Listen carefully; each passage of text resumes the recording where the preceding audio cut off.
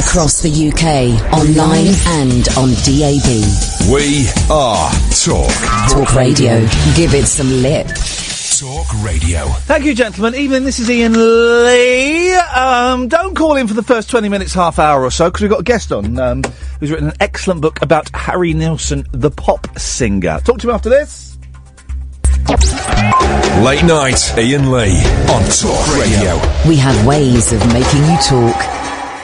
Fella, you're so tired, you can hardly lift your head. But you wanna hear a story before you go to bed. So if you'll be quiet and listen patiently, I'll sing you a song that my mother sang to me. Little cowboy, put your saddle in the barn, tie your horse up tight, so we'll know no harm. Put your hat and your gun beside you on the chair. Don't forget you got to say a little prayer. Little cowboy, you better hit the Sandman trail, or you'll be late for round the time, you know. If you wanna be a cowboy, you better rest a while. Little cowboy baby of the old corral. Really? Cowboy baby of the old corral. How... I frequently... This is Iain Lee, this is Talk Radio. Good evening. I frequently joke I have enough bands. When I write articles for Record Collector magazine, as I do occasionally, you have to write a little bio to go in the start. And I write, I've got enough bands, thank you, I don't need any more. And yet every now and then, it happens less frequently the older I get, right? But every now and then, a new band will pop up, or generally an old band, and I go, oh, flippin' heck, how have I missed this? How have I missed this? The Beatles were asked in 1968, who's your favourite singer? Nilsson. Who's your favourite band? Nilsson. And I never really got into Harry Nilsson. Couldn't do it. Tried a couple of things and just couldn't do it. And I bought the box set for about 35 quid of all of his RCA albums, and I've had it sitting in my spare room for ages and ages and ages and ages. And then someone on Twitter, I forget who it is, apologies, but someone on Twitter said, oh, have you seen this Nilsson book, The Life of a Singer-Songwriter by Alyn Shipton? He might make a good guest. And I had just started to work my way through the RCA box set. And I thought, oh, okay. And I got in touch with Alyn Shipton, and I got hold of a copy of this book, which is brilliant, by the way. And I was sucked in immediately. And I don't know if it's reading the book, I don't know if it's I'm just at the right place, but I'm working through these albums, and man alive, they're flipping brilliant. I'm really pleased Alyn Shipton's on the line now. Evening, Alyn. Hello. How are you doing? You all right? Yeah, fine, and lovely to hear that song, which was written by Nilsson's mum. It was Nilsson's mum, wasn't it? A little, it's adorable. I love it. Lovely little 1 minute 24. And, that's from one of the early albums, the first or the second one, isn't it? Yeah, I think it's the second one, but his mother was a huge influence on him, and yet every time that she nearly got successful, she walked away from it, and that, I think, motivated him not to be like that. I am struggling to think, apart from John Lennon, a singer-songwriter that is more profoundly impacted by their parents, because there are so many, well, you got the song there, obviously, by his mum, but then there are so many songs referencing his, really screwed up relationship with his dad. Yes, I mean, that was the whole point, and his dad was quite a character, really. I mean, a lot of the Nilsson family is still alive because his dad, what happened was his dad went off as a merchant sailor during World War II, and Harry's mum was so devastated by his dad's disappearance that she made up all these stories. So she said, wow, he's a fighting Seabee, he's fighting the Japanese in the Pacific, he's a hero, oh, he's dead. When he wasn't dead, he was living in New Jersey with another wife and a new family. And poor old Harry didn't know this until he had his first hit and suddenly got a letter from his dad saying, "Hello, Harry." And you can imagine the devastation of that. So all his early years were writing songs about having no dad, and all his later years were dominated by songs about what terrible people dads were. It really is. I mean, I've been aware of Harry Nilsson because I'm a big Monkees fan and I'm a big, Beatles fan, and I'm fascinated by the Beatles, not necessarily their solo music, but what they got up to in the 70s. And Nilsson's name just kept popping up and popping up. But it's going to those first 3 or 4 albums are absolutely stunning. When was the first one? About 67, something like that? The first RCA album, 67. Yeah. He'd done quite a lot before that. I mean, he's kind of bobbling around in the music scene, but he was actually working as a bank computer operator. He was very early into computers, and he was mathematically very clever. So there's this guy whose mum, as well as having been abandoned by the dad and made up all these stories, was also an expert at bouncing checks and using fraudulent credit cards. So a lot of his childhood was spent scudding from New Jersey or Long Island to the West Coast. Then she'd bounce one check too often. They'd shoot back to the other side of the states, hoping to avoid the creditors. And she narrowly avoided imprisonment a couple of times. But it's obviously a very difficult childhood.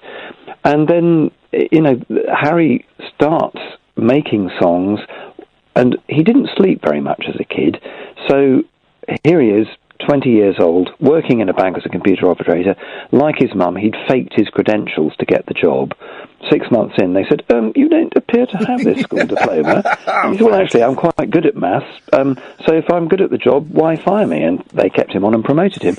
And before he left the bank to become a songwriter, he was running a computer team of about 15 programmers.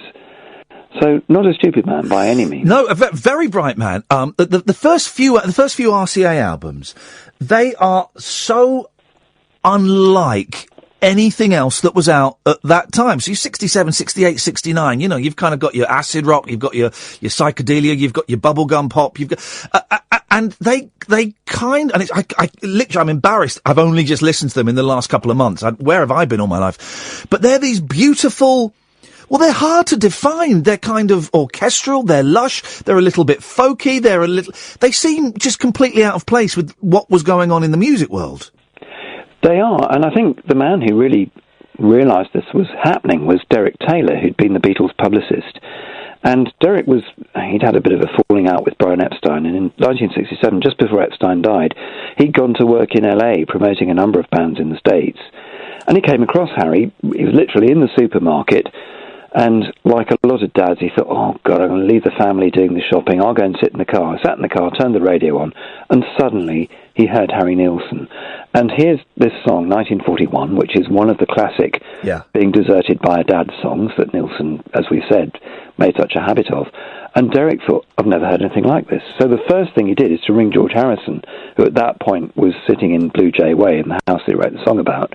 And he said, "You've got to hear this bloke Nilsson." And so gradually the legend spread through the Beatles.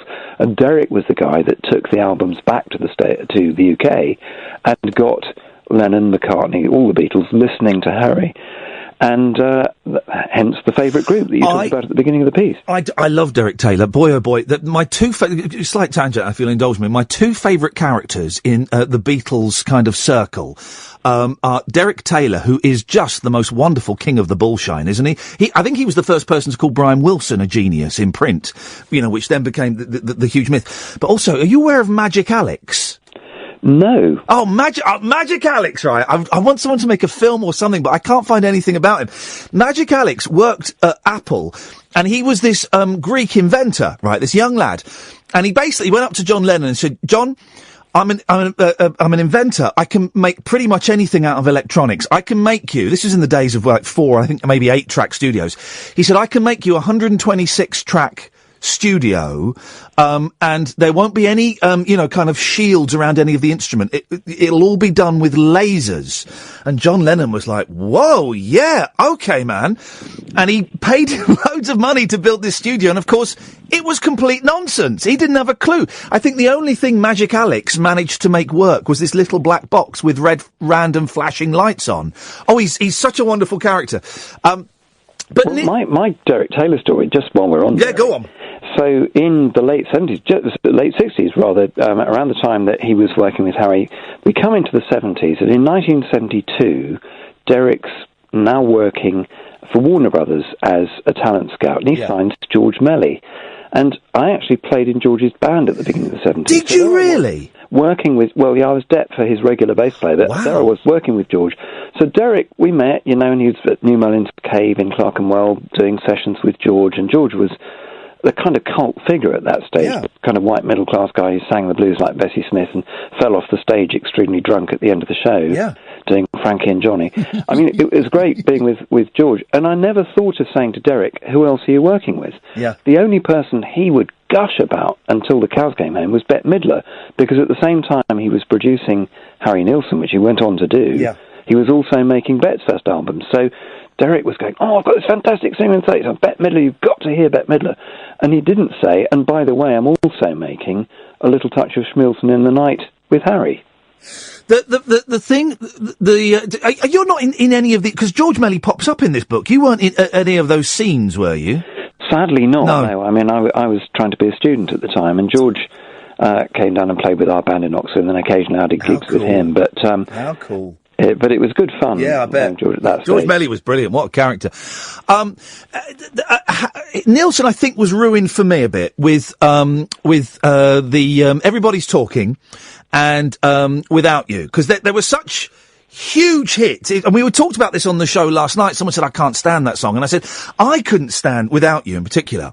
But I've been listening to it again since reading your book, and it is actually, it's one of the most incredible pop songs, whatever you want to define it as, with an amazing vocal, and it's just one of those songs that we've heard too often. I think that's true. It becomes wallpaper. If you go back and listen to Badfinger's version of it, you realise just what a genius Harry was to turn the song into that great hit. I mean, the downside of it is, as you'll know from the book, that Derek Taylor said, well, of course, it was a one-take wonder, because when he hit the high note, he had an attack of piles. and it is late night radio. I can say. Yeah, we can say whatever we want. And it is. We're going to go to a break in a second. We'll come back and we'll talk a bit more. And we'll talk about your Billy J. Kramer book as well, because bizarrely we had a phone call last week from someone who phoned up apropos of nothing and said, my mum used to go out with Billy J. Kramer, so that's why you piqued my interest. It is also the Nilsson story. It starts off. The music career starts off so triumphantly. His life as a kid is pretty miserable, but it descends into sadness quite quickly. You know, there's the boozing and the drugging, and we all kind of think, well, yeah, rock and roll, but the fun element, if there can be such a thing of the boozing and the drugging, goes pretty quickly, and it gets pretty messy very soon, doesn't it? It does, but you see, I think one of the things I learnt, that's all been the image I had of Harry, and my impression of it was like you. The first 3 or 4 albums are great, and then it's a kind of skid row, and nothing quite comes up to it. When you actually listen to those later albums, and you take away knowing about the story, and you just listen to them, funnily enough, there's some crackingly good songs there, and it's perhaps our prejudice about the fact that the early albums are just full of brilliant invention. The later ones, it's not quite so inventive, but my goodness, there are some great songs.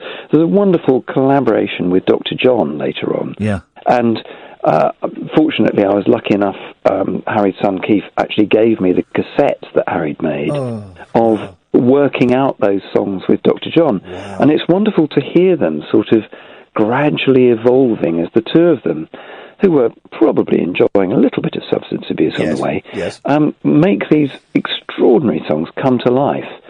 And 2 or 3 of them are really rather good. I bizarrely, I think it was last year or maybe the year before, I got talking with what's the gentleman's name? Bill Martin, I think it is. William. Oh, yeah. We had a little email exchange because I was trying to find something else. And he mentioned, he said, I've got these unreleased demos that I recorded with Harry Nilsson, and I'd love to get them out. And I just started kind of striking up conversations with him via email that when he passed away, and boy, oh boy, wouldn't it be great to get a hold of some of those things? Well, Bill Martin, of course, is famous in the book because Harry did some promo shots of him and made Bill wear a bear suit. Harry was one of the first people to record Simon Smith and the Amazing Dancing Bear, his version not quite as successful as Alan Price's. But part of it was to persuade his mate Bill to dress up in a bear and be photographed in a bear suit. And Bill said it took, about three weeks to get rid of the smell. Alan, stay there. I'm going to come back to you in a second. I've got to pay the bills. I'm talking to Alyn Shipton, who's written just the most wonderful rock biography. And even I'm a big fan of rock biographies. Even if you're not a fan of Nilsson, this is a good entree into the world of Nilsson. And it's just a remarkable story of, talent and, the damage that booze and drugs can do to it, but actually real talent. The book is Nilsson, The Life of a Singer-Songwriter. It's Alyn Shipton. It's Alyn spelled A-L-Y-N. We'll come back. We'll talk a bit more after this. Evening. Don't call in just yet. Give us 10 minutes or so, because I'm having a nice little chat with Alyn Shipton, who's written this brilliant book, Nilsson, The Life of a Singer-Songwriter. I've interviewed Alyn both. I was lucky enough to meet a Beatle. I got to interview Ringo once. Ringo and Mickey Dolenz, and I both spoke to them, and Nilsson came up in the conversation, and they both said, if Harry knocks on your door and said you fancy going out for a drink, you should probably take your passport with you, and you wouldn't be back home for a week. Known as the Nilsson Ride. And he would just whisk people off, wouldn't he? Well, funnily enough, I had lunch in London last week with one of the most inveterate Nilsson riders of all, who's the film director Stanley Dorfman. Right. Stanley used to produce Top of the Pops for BBC television, but he moved to LA years and years ago, and he made a lot of videos with Harry. But in the very early 70s, he made an in-concert film with Harry for BBC Telly. Yeah. And Harry, who didn't like performing live, said that he would only do it if he did it without an audience. And Stanley said, yeah, that's fine. They were in LA, and Harry said, well, how are you getting back to the UK? He said, oh, well, I've got a flight from New York. I've got a flight in a couple of days. And Harry said, well, let's drive. Let's drive from LA to New York. Brilliant. And Stanley said, oh, I don't know about that. And Harry said, oh, come on, just do it. So he didn't have a car, and he discovered that if you hired a car, it's very difficult back in the 70s to hire a car in one state and drop it off in another. Yeah. So being Harry, he rang up Jimmy Webb, the songwriter, and he wrote Up and Away. Yeah, of course. And he said to Jimmy, can I borrow your Jaguar for the afternoon? And Jimmy said, yeah, sure. And he lent them this absolutely pristine XJ6, and the two of them get in it. And it arrived back at Jimmy's house on a flatbed truck a month later, completely totaled. Nilsson paid to have it put back together, but the story of the journey... Well, there's a book in that. It's in your book, but there's a movie in that, because there's jail, there's drugs, there's gambling, there's losing all their money. It's an incredible road trip. It is, and they're just about to go into New York when Nilsson says to Stanley, have you ever seen the Niagara Falls? And he says, no. So they turn left. And, very quickly, last thing on Harry. You mentioned that he didn't like playing live. He never did concerts. Again, completely out of step with, what was happening in, when Woodstock and rock concerts were becoming big events in the late 60s and the 70s. He shunned it. What was that? Was that fear? Was it he just... Why didn't he do concerts? I think there was an element of fear, and certainly his second wife said that was part of the problem. But actually, the more I find out about Harry, the more I discover he wanted to live a completely normal, private life. And if you look at the album covers, you never really see what Harry looked like at the time on any of them. Yeah. So he's either a drawing of himself as a kid, by the time the first album came out with a picture of him as a bank clerk, he didn't look like that anymore. And fundamentally, in all of them, he's slightly in disguise. And by never appearing live, and even when he was on television, to some extent cultivating a different image from the way he looks, he could walk around LA unrecognised, have a lovely family life, and just be a very rich and wealthy man who was selling 6 million copies of Nilsson Schmilsson without anyone noticing. I'm looking at your website, alynshipton.co.uk, and again, it's Alyn with A-L-Y-N. And you've written loads of books. They're mainly jazz and blues books. What prompted you to do Nilsson and then the Billy J. Kramer book you've got out? Well, two things, really. One is that I suppose if you're going to be poncy and academic about it, you'd say I'm an oral historian. And I started out in the 80s doing the stories of a lot of African-American jazz musicians who I thought, if somebody doesn't do it, their stories will never get published. So I co-edited or co-wrote some and commissioned a lot of others. I was a publisher in those days and managed to, in some ways, preserve the memories of a generation. And then, just at the beginning of the 2000s, I met George Shearing, the pianist. And George lovely guy, came from London, had a house in Oxfordshire, but actually lived in New York, and he'd been a great hero in New York. Blind pianist, and George said, "I'd like you to help me write my memoirs." And I suddenly thought, gosh, there are all these wonderful British musicians who ought to be written about. So that's what led eventually to Billy Joe Kramer, which you might come on to. But the Harry story is quite different. In another life, I'm a Radio 2, Radio 3 producer, and I was making a Radio 2 series for BBC Radio about Richard Perry, the record producer. Now, very, very interesting character. Of course, he produced Nilsson, Schmilsson and Son of Schmilsson. He also produced Ringo's solo albums on which Harry sings. He produced Carly Simon's You're So Vain, in which Harry and Mick Jagger are the backing voices. So Richard was completely knitted into the Harry Nilsson story. And I remember saying to Richard, "I love Harry's work. Is there a book?" And Richard said, "No, and there never will be." And I said, "Why?" He said, "Because Harry's widow was very upset when he died, and everything's just been locked away, and the Nilsson estate just don't want anybody going there." And I thought, well, biographer's dream, if all the stuff's there. Yeah. And so 5 years later, and after a lot of mulling around in LA to find the right people to talk to them, to gain their trust, I ended up getting permission to write the book. And I must say, all credit to the family. They're fantastically helpful. It's a cracking book. Nilsson, the Life of a Singer-Songwriter. It's flipping brilliant. You could, up until quite recently, get the whole RCA box set, 18 albums, I think, with bonus tracks. It was retailing for £35. I think it's much more expensive than that now, but what a bargain that box is. Billy J. Kramer, now what is this? Because it's his autobiography, but you've co-written it or something. This is the old history thing. So you become the co-writer or the editor or the ghostwriter. This all came out of Nilsson, actually, because the man who's the catalyst for this is Frank Stallone, brother of Sylvester, songwriter, singer, and for a long time, Harry Nilsson's next-door neighbour in Bel Air. I love it. I went to interview Frank about Nilsson because on the day that John Lennon was killed, Nilsson was producing an album on which Frank was singing. Right. And he was singing in the studio, and he suddenly looked through the glass, and everybody the other side of it looked as if they'd been shot. Well, they hadn't, but Lennon had. Wow. And so he's actually got these very acute memories of the immediate response of Harry and a lot of the musicians who played, because many of the Nilsson albums, many of the Paul McCartney solo albums, the Ringo albums at that time had the same basic crew of musicians on them. So, Jim Keltner, a lot of the guys who are LA session players were on all those albums. They were all there in the studio that day, and they reacted, as you can imagine, with horror to Lennon's death. So I got to know Frank quite well. And just after the book came out, he rang me and said, "I've got this friend you might have heard of called Billy J. Kramer who wants to write his memoirs, and he's not quite sure how to go about it, and maybe you can help." So he introduced us. I went to see Billy, and we got on like a house on fire. Yeah, you very kindly sent me a copy of the book, and as soon as I finish Nilsson, which I almost have done, I don't want this book to finish, but as soon as I have, I'm going to crack on with it.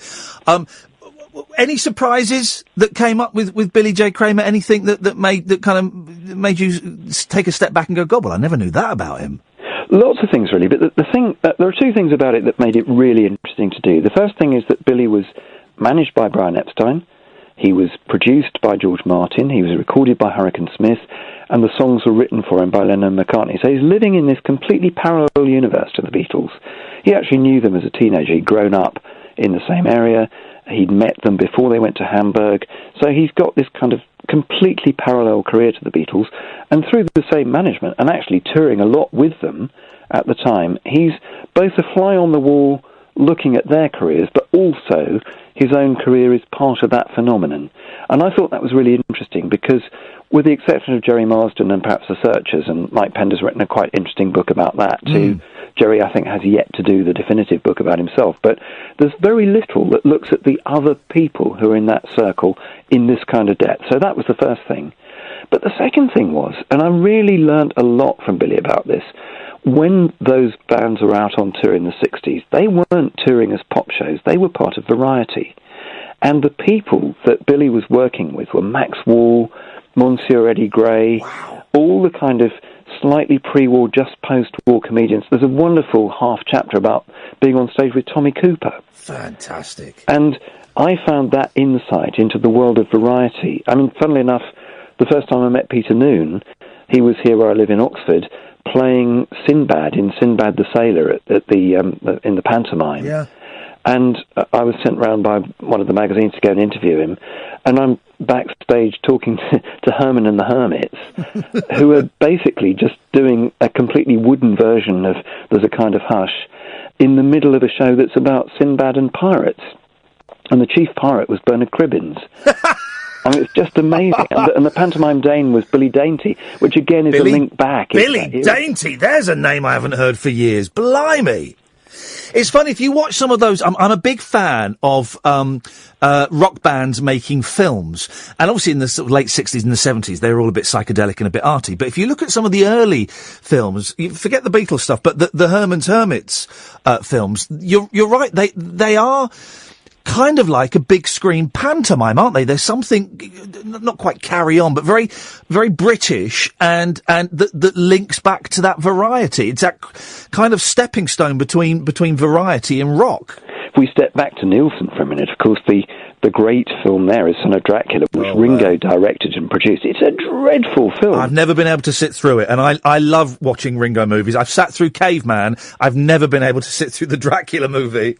Well, the best bit of the Dracula movie is the nightclub scene where Harry is performing, and the band is Keith Moon, Jim Keltner, so two drummers at different times. There's Klaus Verman, there's Peter Frampton. It's an absolutely amazing all-star band on screen, and although some of it's mimed to tracks off the Richard Perry albums, some of it's not, and it's great. And of course, the other great film that Ringo made is the one with Mark Bolan. Yeah, Born to Boogie. Fantastic film. So listen, these are the two books you've got to buy, guys. This is your homework. Nilsson, The Life of a Singer-Songwriter.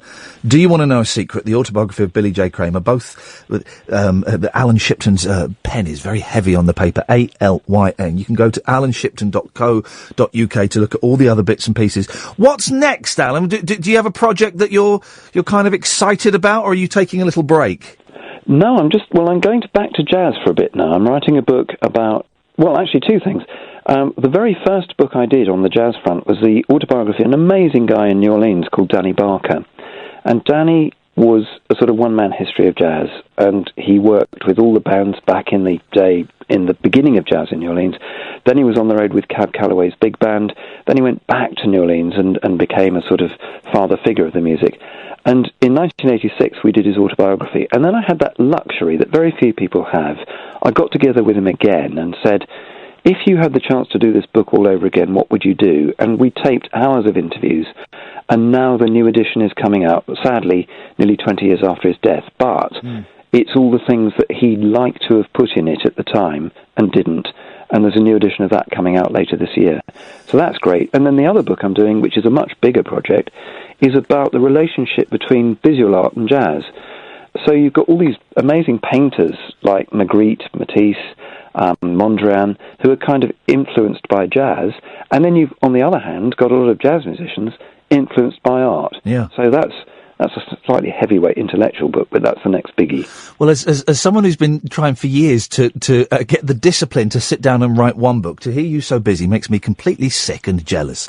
Alyn, but thank you so much for sending me these. They're an absolute joy, and I really appreciate you coming on tonight. Thank you. Iain, it's been great. Lovely to talk to you, and thanks so much for your enthusiasm for Harry. Absolute pleasure. Thank you very much. It's Alyn Shipton.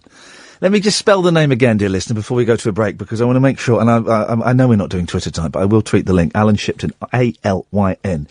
Nilsson, The Life of a Singer-Songwriter. It really is, it's a joy, and like I say, I've struggled to get into, well, and we'll put that out as a podcast, we'll put that out as a special podcast. I've been struggling to get into Nilsson, and this book is just really, I find it the saddest story, just, so much talent, both as a songwriter and vocally, his voice, ruined by cocaine and brandy. Flippin' heck. All right, back to normal service. Your calls, please. 0844 499 1000. We call you back. Evening, dear listener. This is Iain Lee. This is Talk Radio. We've got lots of new people listening. Some old people and some new people listening, and some people. So, a friend of mine, checked into a hotel and had the ultimate. You know when you check into a hotel, and some hotels they're kind of a bit scuzzy. But there's always that whenever I get on board, whenever I go to a flight or a hotel, for some reason I have a real apprehension that they're going to say, "I'm terribly sorry, no, well, how did you spell the name again? No, sorry, it's not here." A friend of mine got in touch and said that she checked into a hotel and they were booked up, so they upgraded her to the honeymoon suite. Oh la la! Oh la la, c'est si bon! 4-poster beds, isn't it? 4-poster beds. So welcome to everybody who's listening. The way this show works, let me just explain for a little bit before we get to Rashid and Triss and you, if you want to call in, 0844 499 1000. It's not like any other kind of late night phoning show. I'm sat here in a darkened studio, illuminated by 3 screens. That's it for the moment. No Periscope tonight. No Twitter, no texts, it's the plural of texts, I've checked. No emails, no Facebook, nothing, right? It worked last night, and I'm going to do it again tonight. I won't do it every night, but I'm going to do it again tonight. We're going to do an old-fashioned, late-night phone-in radio show with long silences. Because I like silences, you see. And I'm going to sit here, and I'm going to talk about what's in my head, and you can either listen, which is great, or what's even greater, for me anyway, is you can phone up and you can take part. And it's not like the shows you'll hear on other stations. I'm not going to sit here and go, right, well, for the first hour, we're going to talk about Muslims, and for the second hour, we're going to talk about Lloyd's Bank, and then for the third hour, we're going to... I mean, it's not like that at all. You can call in about those things if you want. You can call in about anything, right? We're at a bar, we're having lunch, we're having dinner, we're having supper, whatever, and we're having a conversation. And you can talk about Harry Nilsson, you can talk about your day, if your day sucks, if your day's been brilliant, if something amazing has happened, or you can chip in with the stuff that I'm talking about.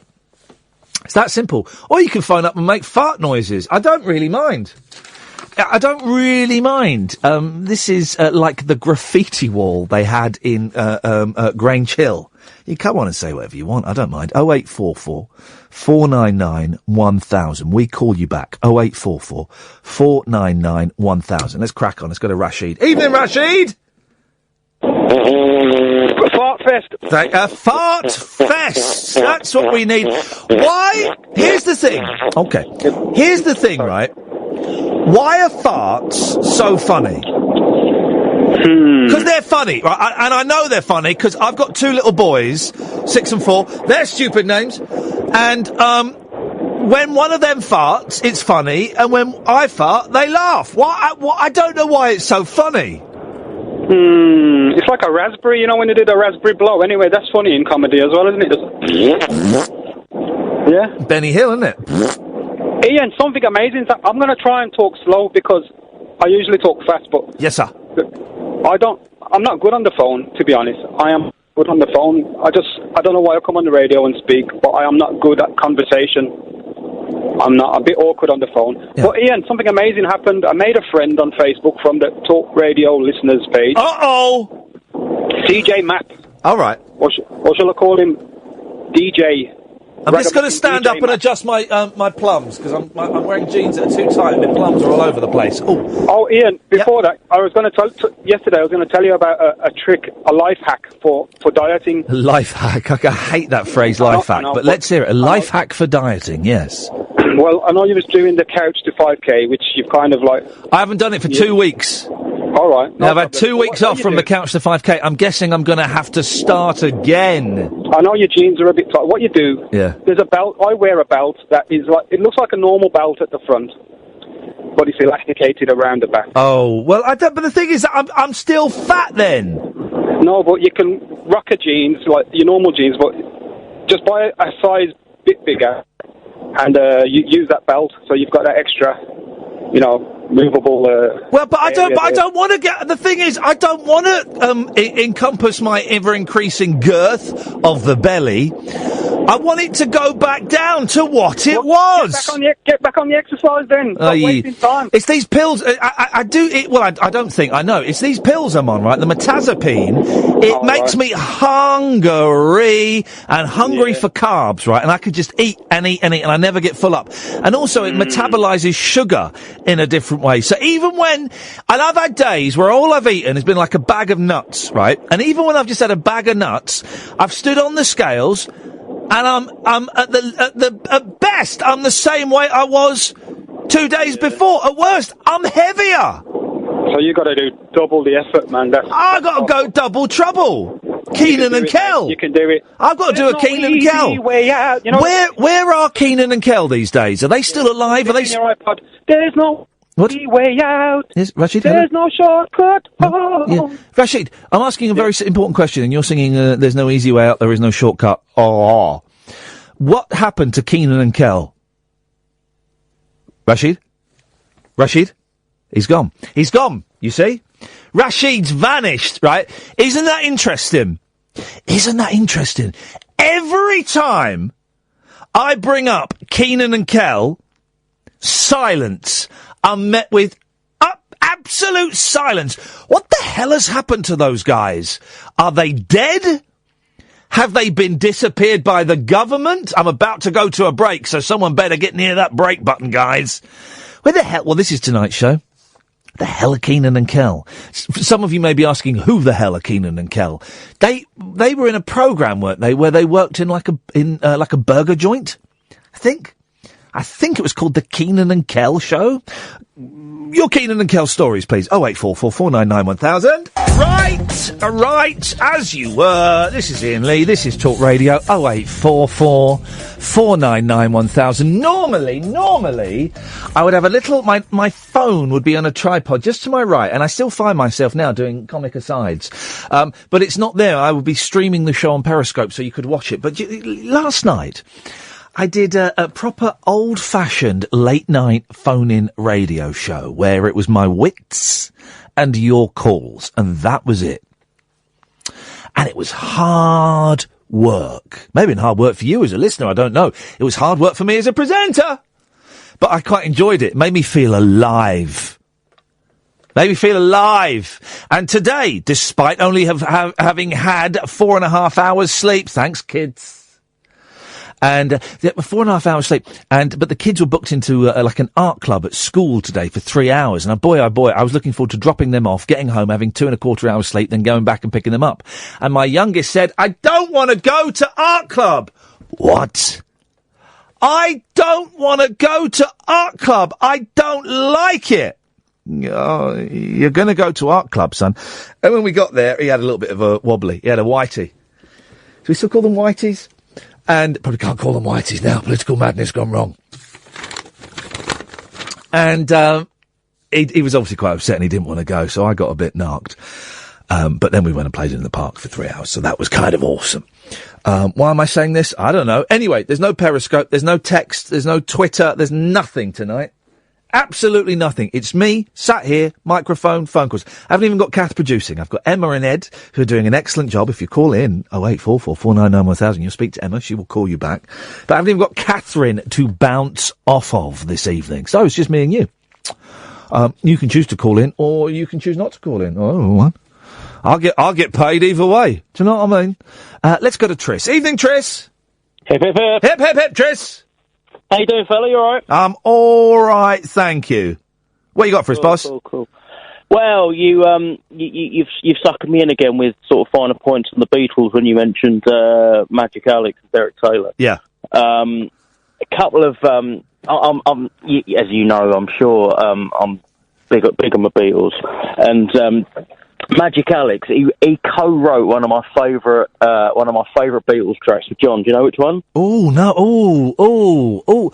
I didn't know he co-wrote a song. Well, not officially. Oh, but with studio wizardry and stuff like that. John said in the 70s. Not the Walrus. Yeah. No, he didn't do "I Am the Walrus." No, he was later than that, wasn't he? He was later than that. I don't know. Go on. What's the new Mary Jane? Oh, Flip, that's a terrible record. Oh, it's all right. It's all right. I wonder what Mary Jane means. It couldn't be marijuana, could it? No, I think the Beatles are one of the cleanest bands going, my friend. I don't know where you made that confusion. What's the new Mary Jane? Here we go. We'll see if we can find it here. It's an unreleased Beatles song. Although, did it pop up on Anthology? It's on Anthology 3, yeah. It is. Have a listen. It's awful. Have a listen to this. Oh, no, hang on.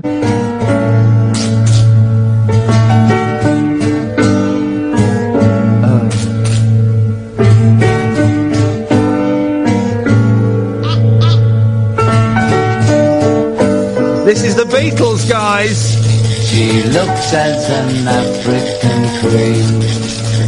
She eating 12 chapatis and cream. Oh, yeah, that's the Beatles, guys. I wonder why that one stayed in the vaults.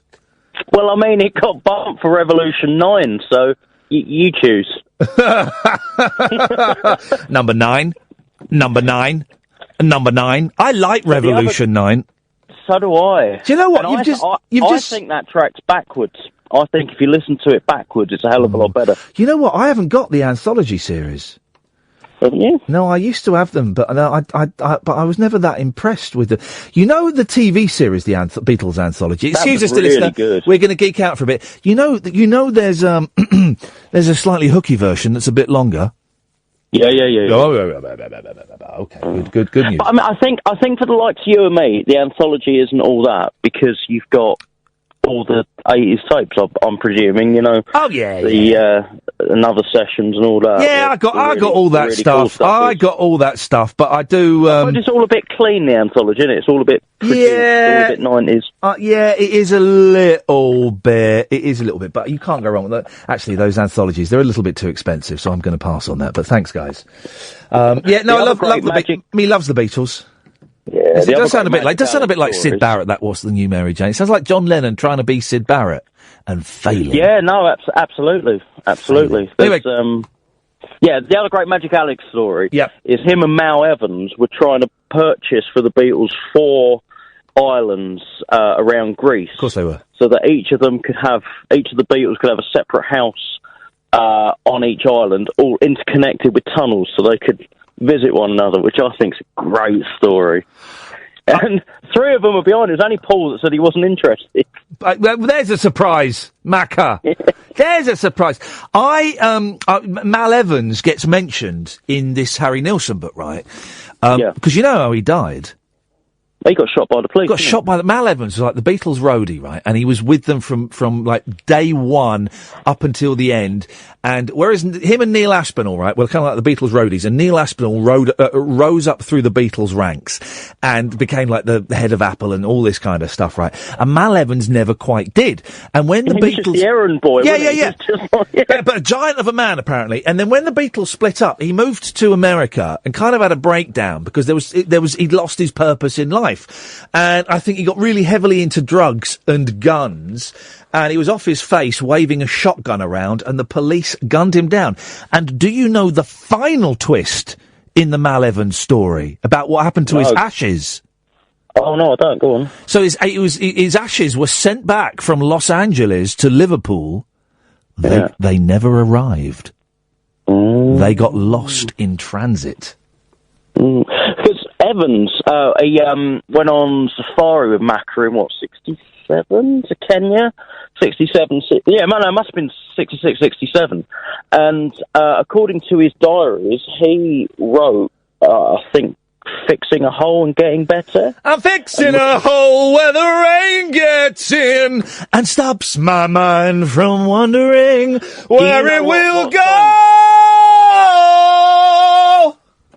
Oh, you know it then, yeah? I've heard of it, yeah. I've got a good voice. This is the thing, Tris. I've got a bloody good voice, right? And I'm just waiting for my chance to shine. There must be a record producer listening to this radio show right now who can, put me where I belong, which is at number 4 in the charts, on Top of the Pops next Thursday. There's gotta be someone that can do that. Yeah, I'm sure there is. I mean, if you go a little bit more country, you might what's the name of that chap who's got that YouTube, that Periscope bloke? I can't think of his name. The cowboy? Yeah. Team up with him, maybe. Hey, listen, I've just had a message on WhatsApp, right? I don't know if you saw on Twitter earlier on, but about a month ago, just over a month ago, nearly 2 months ago, 6 weeks, split the difference, right? I saw an advert that Richard Herring came on the show, and he was performing a performance arts event, right? I love a bit of performance arts. And I didn't go, but I was looking through what was on. And in the catalogue... snooker against himself. Yeah, he was playing snooker against himself. Yeah.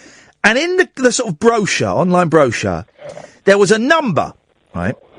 And it said, on July the 28th, is that today? Is it the 28th today? Yeah. On July the 28th, this woman, Amy, will fall over for you. If you want to see it, WhatsApp this number, and they gave the number, WhatsApp the words, I want to see you fall, right?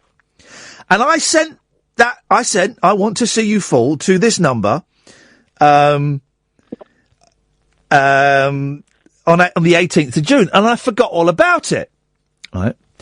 And then today I go, ding! Oh, I've got a WhatsApp.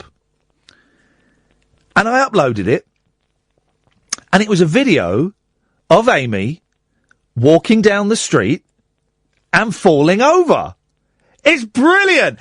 I watched it and I laughed and I laughed and I laughed. And, you know, there were people who go, well, that's not art. But I think it is. I love stuff like that. I love stuff like that. Tom and Alan, stay there. I'll come to you in a minute. I love stuff like that. It's so nuts and out there. And it's the comedy of the absurd, isn't it? Yeah. And it's funny. And it's literally her just walking, from her perspective, she walks down the street and then she falls over, and that's it. And I'd sent her another message saying, do you want to come on the show one night to talk about this? And she said, yeah, I'd love to. So we'll get Amy on, well, tomorrow's Friday, so we'll get Amy on next week to talk about, her falling over. I do think I may be the only person that sent her a message, because I put it on Twitter hoping someone else would go, oh yeah, no, I saw that. But I don't think anybody else has seen it. So, and had she already recorded the video of her falling over before? No. Oh, she did it. She did it today. She fell over today. She's done it before, I think. She's done them before, but she did it today, Triss, and that is I think that I'm gonna say it. I'm gonna say the G word. I think that's genius. Yeah, why not? I mean, it's genius. It's getting us talking, isn't it? It is. Isn't that what art's about? It is. It is. Trish, listen, we're out of time on our Beatles Geek Fest. Sorry, mate. We'll continue another time. It was this video, and it's just her walking down the street, and then she falls over, and it made me laugh so much. I thought, that is wonderful. That is wonderful, and what a great use of Tom, Paul and Alan. I'll come to you after the news now, because I'm on a little roll and we've only got a minute. I'll give you a fair crack of the whip. 0844 499 1000 if you want to call in. Now's an excellent time to call in. You'll speak to Emma and she'll rack you up. What a great use of a modern technology, an app, a WhatsApp, and just plain stupidity. You know, it's wonderful. But I don't think anyone else saw it. I think I may have been the only person. But I'll send her a message tomorrow, and we'll get her on the show maybe one day next week. Speaking of one day next week, we've got some great stuff lined up. Dougie Anderson's coming in for the first hour of Monday's show. And Dougie I used to work with on Rise, and some of you may have seen the live shows we did a few years ago called Clip Joint. He's written a book, which I've not read yet, actually. I need to give that a good read over the weekend. He's written a book, and he's going to come in for the first hour. I love Dougie. Dougie is... this is going to sound arrogant. I don't care, it's true. Dougie is one of the few people who I struggle to keep up with in terms of verbal sparring and wordplay. Most people I can kind of keep up with, and some I have to slow down for so they don't look too bad. But Dougie's quicker and smarter and faster than me. He's coming on. And then on Tuesday, we've got Sean Levy coming on, who wrote this brilliant book about Jerry Lewis, who is my big thing at the moment. And while we're doing plugs, we've got 30 seconds. I'll do a little plug. I am recording 2 live panel show podcasts for Audible on Sunday in Bethnal Green. 3:00. There's There's the guy that sings songs. David Helm or Nick Helm? Is that his name? One of them. And David Trent or Nick Trent, I can't remember. And Arthur Smith and Dominic Holland, and it's free. If you type in Iain Lee, War of the Words, on Google, you'll find it, isn't it? Simple as that. This is Iain Lee, this is Talk Radio. Talk Radio. So, 1 hour down, 2 more to go. Hey. Tom and Alan, you stay there. If you want to call in, dear listener, now is an excellent, excellent time. 0844 499 1000. 0844 499 1000. We call you back. What are we talking about? Well, anything, really. Late night, Iain Lee on Talk Radio. We have ways of making you talk.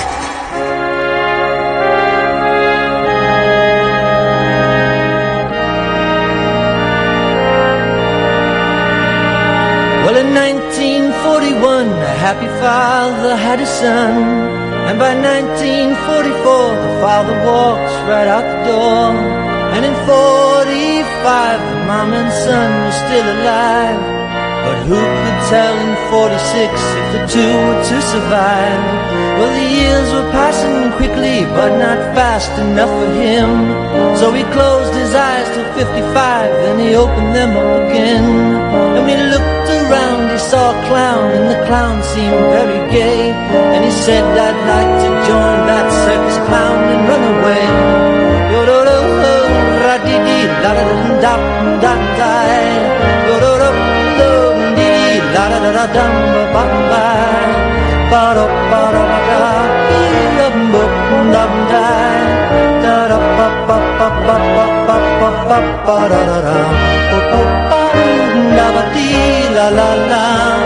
Well, he followed every railroad track and every highway sign, and he had a girl in each new town in the towns he left behind.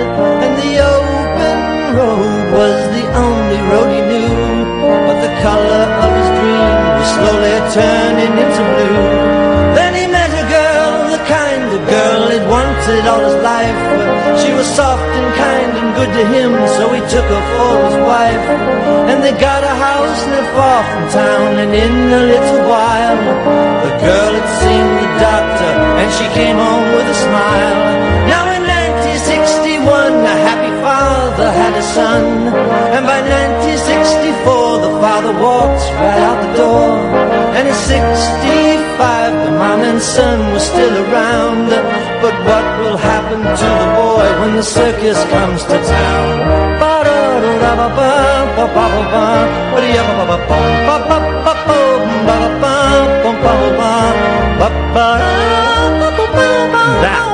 That, dear listener. Oh, there we go. Is why he's a flipping genius. That's why. Have I only just discovered Harry Nilsson? What the hell is going on with my life? Paul, Alan, stay there. Tom, you're first up this hour. Evening, Tom. What you got for us? Hip, hip, hip. Hip, hip, hip, Tom. Hey, how you doing, Iain? I'm waking up, Tom. I'm waking up. It's a brand new morning. Yeah. Feel like having a Diet Coke. The metazapines worn off. Yeah, the metazapine is... I take it after the show. That's when it kicks in. But right now, I'm waking up. It's a brand new morning. Let's have a Diet Coke. Not the zero stuff. No, not the zero stuff, man. No way, man. How are you doing? It's good to be on air. This is my first time on radio ever. What the hell? How does it feel like, man? It's a bit weird. I was kind of thinking of all the kind of possible scenarios that brought me to you. Yes. But actually, it's funny how things happen, isn't it? In a kind of fatalistic kind of way. I like to think that there's a link between everything, right? Yeah. Don't get me wrong. I'm not calling in like a madman, but well, it's sounding a little bit mad at the moment, Thomas. If I'm honest. Well, it's okay. I remember going. I remember I used to live in Maidavale many years ago. You did? And yeah. And I started to listen to late night radio. Yeah. For some reason, you know, those heady days where you drink in the middle of the night. Oh yeah. Yeah, those bad days. Or the days when you'd wake up and have a beer. You'd wake up, right? And it was a Tuesday, and you'd signed on. No, it'll be a Thursday, and you'd signed on yesterday, and you had a few quid. So you had to, it was 10 o'clock in the morning, and you thought, I've got nothing to do until I sign on again in another 13 days. I'm going to crack a beer open and play Wipeout on the PlayStation. I think, the old Wipeout. The old Wipeout. Those are the days. The 2-week period, it was enough of doing that. And then I realised I needed to listen, when I listened to LBC and listen to the people calling in the evening, which is what I'm doing now. Yes, you're one of them. You know, I ended up to be one of them. But it took me on a long course, basically. Oh. And a journey. A journey, and how I've listened to you. I've listened to you since the show began. I tuned my radio in, and there it was again, a reassuring the voices of the mad people at night. And that's why I'm calling in. Because you've become mad? Well, I'm a mental health nurse by profession. Well done. Oh, fair play. Yeah, go on. So 1-0 to Tom, yes. No, I feel in a kind of a funny way. This is my therapy. Yeah, okay. That must be hard work. Not necessarily. No. That must be. Let me rephrase that. Hang on, sorry. That must be really easy work. Totally. Yeah, I thought so. Yeah, I thought so. So this is your therapy, is listening. Well, shall I? It's cathartic, I would say. Do you want me to mess with your mind? You can go ahead. I mean, I think I've become desensitized. Really? But one thing I must say. Hang on a minute. Hang on a minute. You can say it in a second. This sounds like a challenge. You think you've become desensitized? Slightly. You reckon? The Vietnam kind of desensitizing. I can sensitize you again. Are you ready?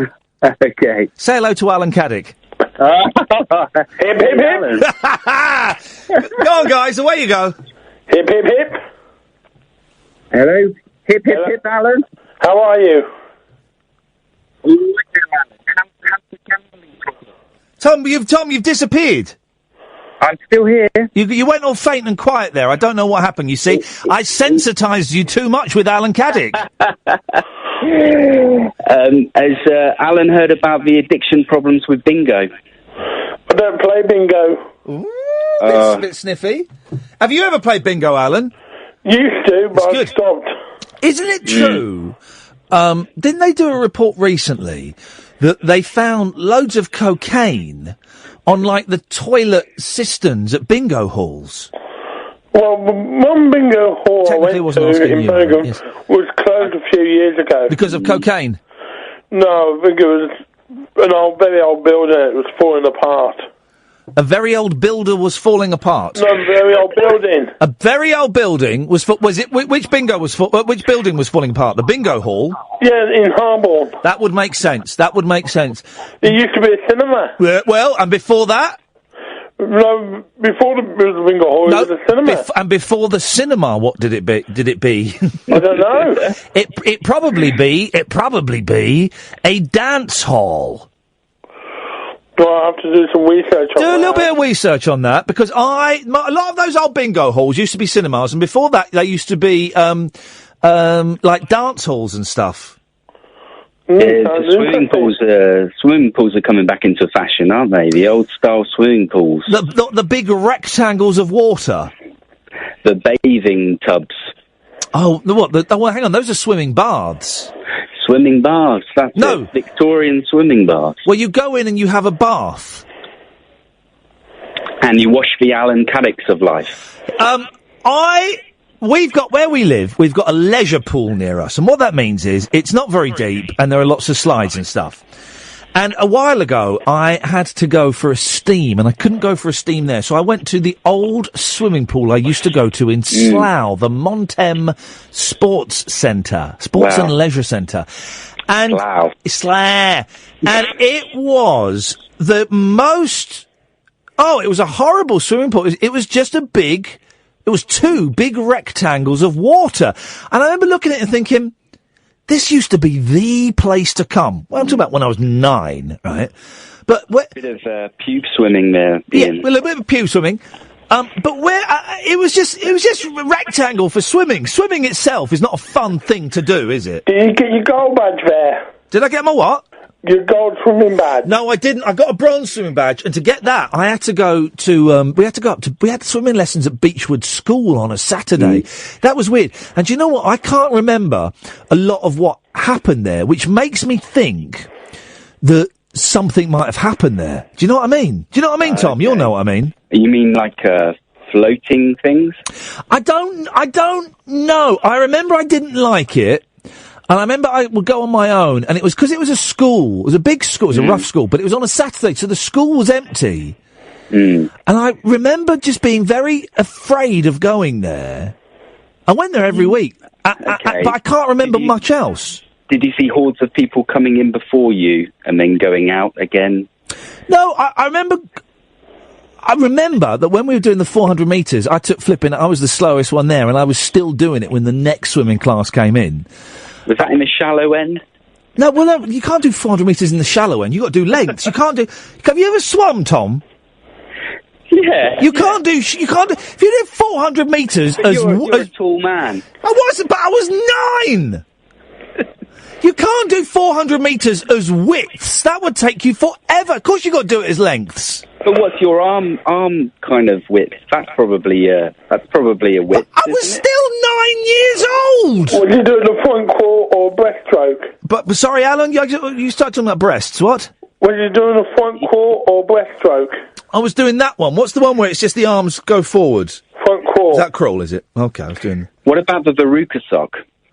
Did you have one of those? No, my boy had one of those recently. Which one? It was his left foot, I think, Alan. No, I mean, was it the 6-year-old or the 4-year-old? Oh, I do apologise. It was the 6-year-old, yeah. All right.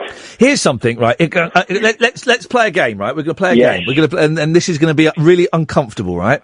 I'm going to go first. Tom, you're going to go second. Alan, you're going to go third, right? Okay. We're going to try and keep it above the waist if you can, although you don't have to. We're going to try and say the grossest thing we can think of, right? So I'll go first. Cheese and Veruca sandwich. So it's a sandwich, and it's got cheese in it, but there's also like 1,000 Verucas in it, and you have to eat it all because it's the only food you've got. Tom, your turn. Grey-haired spider hole. An appendix taco. Hang on a second. Let's just back up. By spider hole, what does that mean? The kind of crevice in a corner of something that just kind of seems like it's I thought you meant an old woman's VJ. Okay, right, okay. Go on, Alan. An appendix taco. So you've basically stolen my food theme. No. Well, yeah, well. I haven't told you how I would have it. Oh, how are you going to have this appendix taco? I would fry the appendix. Yeah, of course. And put it in some pita bread. Yeah. And have a salad with it. Well, tacos come in taco. Taco is a thing. It's a Greek taco. A Greek taco. That actually sounds quite delicious. Not when it's birthed, though. I would eat that. Because an appendix, that's awful. It's the most useless part of the body, isn't it? Well, your mouth is, but it's awful. And we eat kidneys and livers. Tom, what were you going to say? Have you got the next turn, Ian? Have you got a top? Alan with that? Well, I think. Well, that was round one, and I won. Okay. I tell you what, Alan, you can kick off round two. Go on. Okay. Bogey soup. I mean, that's quite poor. I think that's very poor. And Alan, it doesn't have to be food all the time, right? You keep doing food because I did food, and you're trying to be like me. I get it. All right, bogey soup. Tom, you can beat that. Go on. Spiced gandolina. What's gandolina? I've never really found out, but it's a medical term. But what does it allude to loosely? I think it's a physiotherapist term. I think it means, it means kind of an arched crevice. Okay. Which sounds kind of disgusting in itself. Everyone's going for the food thing.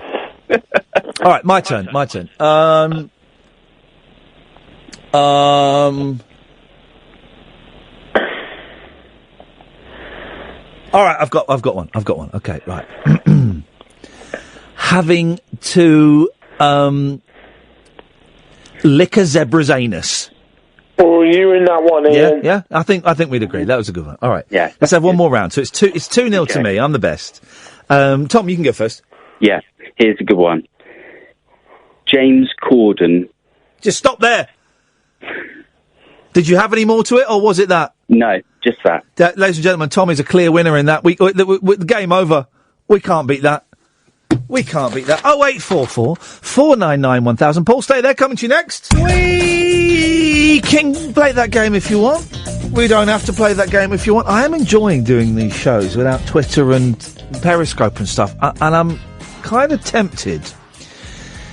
The show is slowly, March, April, May, June, July, 4 months in, just over 4 months in. The show is slowly starting to take a shape and a form. And I'm kind of thinking that maybe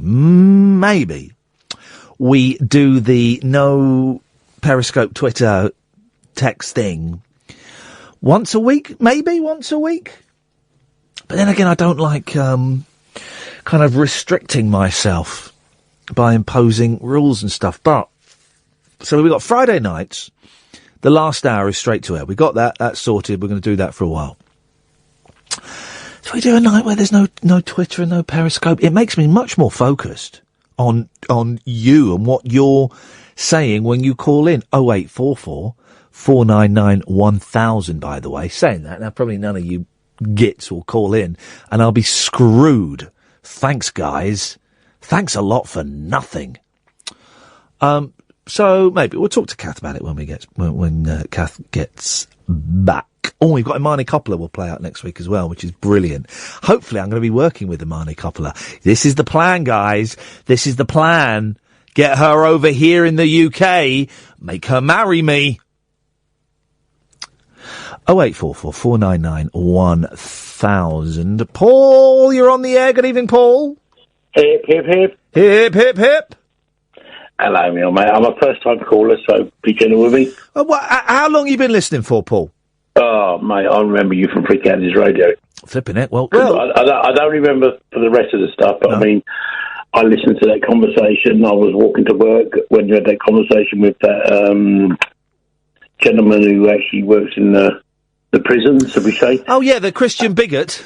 Oh, mate, I can't believe that you got fired over that, because I was thinking there was nothing wrong with that conversation. Nor can the Reverend Barry Trahorn, who was a Christian and a massive homophobic bigot. The two do not necessarily go in hand. We had lots of Christians on who were not homophobic bigots, but he was an absolute bigot. And thanks to him and Libby Powell from Christian Concern, I lost my job. I used to go to work and I used to start at 8 o'clock, and I used to listen to you in the morning, and then and I used to have you in the earplugs and on the bus and that, and go to work. And I heard that whole conversation, and then where's he gone? Yeah. Where is the man gone? I don't know. And then I found you on here, but the trouble is because now I've changed jobs, and so no, it's cool. I work shifts, so now what you've done to me now is, because I listen to the podcast. Yes. I mean, it's all right now. Yeah. But I listen to podcasts, and I get the bus at 5 o'clock in the morning, and I'm the only guy on the bus who's wetting themselves laughing.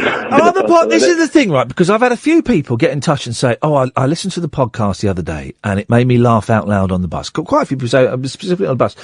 Does it work? Right, because I don't listen. I can't listen back. Does an hour of late night radio work at 7 o'clock in the morning or 3 o'clock in the afternoon? It works, Ian. Does it? When it works, it cheers me up. I'll tell you. Oh well. Do you remember the guy, Baby Fell? Yeah. Baby Fell. Or Catch the Fish throwback. Yeah, yes. Well, I'm glad it works, because I do wonder, because I do wonder. Do you remember the guy when you put the music on it and he named all the pies? That's the funniest thing ever. Yeah, I do remember the pie guy. That was he was just listing pies, wasn't he? What was that about? And I'm thinking, well, do I know all the pies, or does he know all the pies? Flipping it, that was a lot of pies. Yeah, but that's how long I've been listening. I mean, because I have to listen on the podcast. Oh, bless you. No, you're all right, you're all right. But today's my birthday, so I took the day off work, so it doesn't matter. Yeah. So it's the first time I've rung you. But what I ring you about is yesterday. Yes. When you played the Simon Garfunkel. Oh, for those who, let me just fill in the blanks for those who missed it. We were talking about songs and how songs, really famous songs, become wallpaper and you become too familiar with them. And some of the most famous songs in the world, like Good Vibrations by the Beach Boys, when it comes on the radio, often people go, "I'll turn this rubbish off. I've heard this a million times." One of those songs is Bridge Over Troubled Water by Simon and Garfunkel, and there is a recording of it. It's on YouTube. I've got the album. It's on YouTube. Type in Bridge Over Troubled Water live 1969, where the album hasn't come out yet. No one's ever heard the song, and Art Garfunkel goes, "Here's a new one off the record we haven't released yet." And you can kind of feel the audience going, "Oh, flipping heck." And they play it and sing it. He sings it perfectly, right? And trying to imagine you are in that audience hearing that song for the first time ever, and then the applause at the end when the audience obviously realise they have witnessed something historic. It's great, isn't it? Oh, do you know, I was here last night because it was like 11 o'clock at night. I was on 2-10 shift. And you played that yesterday, and every hair on my body stood up because I imagined myself there. Yeah, yeah. And then I've done Nilsson, Without You. Yeah, yeah. I've done that today, it's the same effect. I mean, if you can actually get yourself in that genre and get yourself... Oh, mate, it's brilliant. It is. When I was playing the Simon and Garfunkel yesterday, I sat there with my eyes closed, and I was in that theatre, and I said 5,000 people. It's probably a lot less than that, actually. The applause sounded like there was maybe about a few hundred there, and they were playing small venues then. You're right, it came from the conversation about the Nilsson song, Without You. Can't live if living is without you. I've been playing it all day. Which has become a cliche. It's become a cliche, that song. But you listen to it as though you've never heard it before. Jeez, that arrangement, the build in the arrangement, and his voice. Mate, it's brilliant. It's brilliant. I mean, I'll tell you what, and you've put me onto so much music as well. The Monkees, I used to see the Monkees when I was a kid, as in like the TV show, but I think it's the Monkees, what I mean? But you, Ian, you've got me actually listen to them. And I'm thinking, they're not a bad band, are they? They're not bad, are they? They've got some good tunes up their sleeves. They're not bad, are they? They've got a few tunes. So what do you... All right then, Paul, what do you normally listen to then? What's your kind of vibe at home? Really, this is going to really shock you. I like heavy metal. I like really thrash metal. And it's really... that's totally... I told you I was going to throw you. But it is. But that's what I like. That's my genre. I like... death metal, like the way and screaming and all that. There's have you seen? I watched this documentary the other week, and I can't remember what it's called about the documentary. I'll talk to you about that as well in a minute. There's one about it's called about a band, Lamb of God. Is that one of them? Lamb of God, yeah. Lamb of God, they're all right. But I like Sabaton. They're like a Swedish heavy metal. You should actually Swedish heavy metal like Sabaton. They sing all about the war. Oh yeah. But they don't take anyone's side. I mean, they sing about, what the Germans done, what the Russians done, what the Polish done, what the British done. I'll go and see them they tour. They've been touring for forever. There is a question, right? Are there any, pop bands or kind of big... Valley. Well, no, hang on, shut up. Are there any big successful bands out there now that are singing about whatever's going on, like about terrorism or about, war? Because back in the 60s and 70s, you'd have Dylan, you'd have all the folk singers, Crosby, Stills and Nash. When they, loads of students were shot at Ohio State University, I think it was David Crosby phoned everyone up and said, "I've just written a song, let's go and record it." They recorded it. A week later, it was out in the charts, singing about how awful it was. No, Ian, no one sing like that now because it's the PC brigade. You're not allowed to sing like that anymore. I know what you're saying, though. I mean, they should be allowed to, and it should be, like it used to be. But no one sings like that anymore, mate. No one's got any spunk anymore, Paul. There you go, Ian. No one's got any spunk. Anyway, mate, one more thing I want to say about you. Fantastic, mate. You cheer me up no end. Well, I'm that's an absolute thrill, Paul, and I'm really glad you managed to get a call. Honestly, you do, mate. It took me so long to ring you, but I brought you on my birthday, so I've shared my birthday with you. Well, happy birthday, mate. Are you having a good day? I've had a great day, mate. Thank you very much. Beautiful. Well, you enjoy your birthday, mate, and you've got 32 minutes of it left. Thank you, Paul. That's nice, wasn't it? And there we go. An hour and a half of the show to go. No more calls lined up. No more calls lined up. Now. This can go one of at least two ways. I can sit here for the next hour and a half, and I can go through the papers, and I can kind of tell you about my day. Actually, I've got a question I need to ask you, which I will do in a minute. And I'm happy to do that. That's what I get paid for. Or you can call in and chip in with anything you want. And I can't stress enough, right? I don't make it easy for me, this show. The fact I've got rid of all of the social media tonight makes it harder for me. I've got to work harder to... In some ways it's easier because I can be more focused on what you lot are saying when you call in. But I've got to work harder. I can't talk to Periscope and tempt them to... I can't go on Twitter and go, quick, phone me up, we've got no calls. I've got to sit here and hope that someone calls in. 0844 499 1000. But in some ways... Well, I make it hard for you as well, don't I? Because if we were listening to LBC now, they would be talking about Lloyd's Bank, or they would be talking about what's on the front page of the newspapers. Let's see what they would be talking about. They'd be talking about the lone wolf plot to blitz UK. Is that a sentence? Lone wolf plot to blitz UK. Yeah, that's what they do. They'd be, or they'd be talking about Big Brother. And they go, right, well, this hour we're talking about Big Brother. What do you think of the lineup? Give me a call now. And you can call in about Big Brother if you want. But by not sitting here and setting you questions and coming up with topics, I'm aware that I make it a little bit harder for you to take part. Because some of you are thinking, but I don't know. What does he want me to say? He's not given us anything to talk about. So, we can't call in. Yeah, Paul didn't have anything to say, but we chatted for 10 minutes. And that's it. It's as simple as that. 0844 499 1000. We call you back. I'm Iain Lee. This is Talk Radio. You build it, and they will come. Unless, of course, what you've built is Blobby World. Rashid, you've been on already. What's going on? Hello? Right, hello? Hello, yeah, Ian. I think my line went bad. I don't know. I was cut off. I was trying to mention a point. We are, for those who are new to the show, we are commemorating the hour that has passed since Rashid last called us home. Ian, I was saying, yeah, I made a friend on Facebook from the Talk Listeners thing. His name is CJ Mapp, yeah? Yeah. And he's done a tribute thing on YouTube to that earworm that you said yesterday from the guy in the sandwich aisle, which was singing When I Put It In. When I put it in, I can't remember it, I've forgotten it.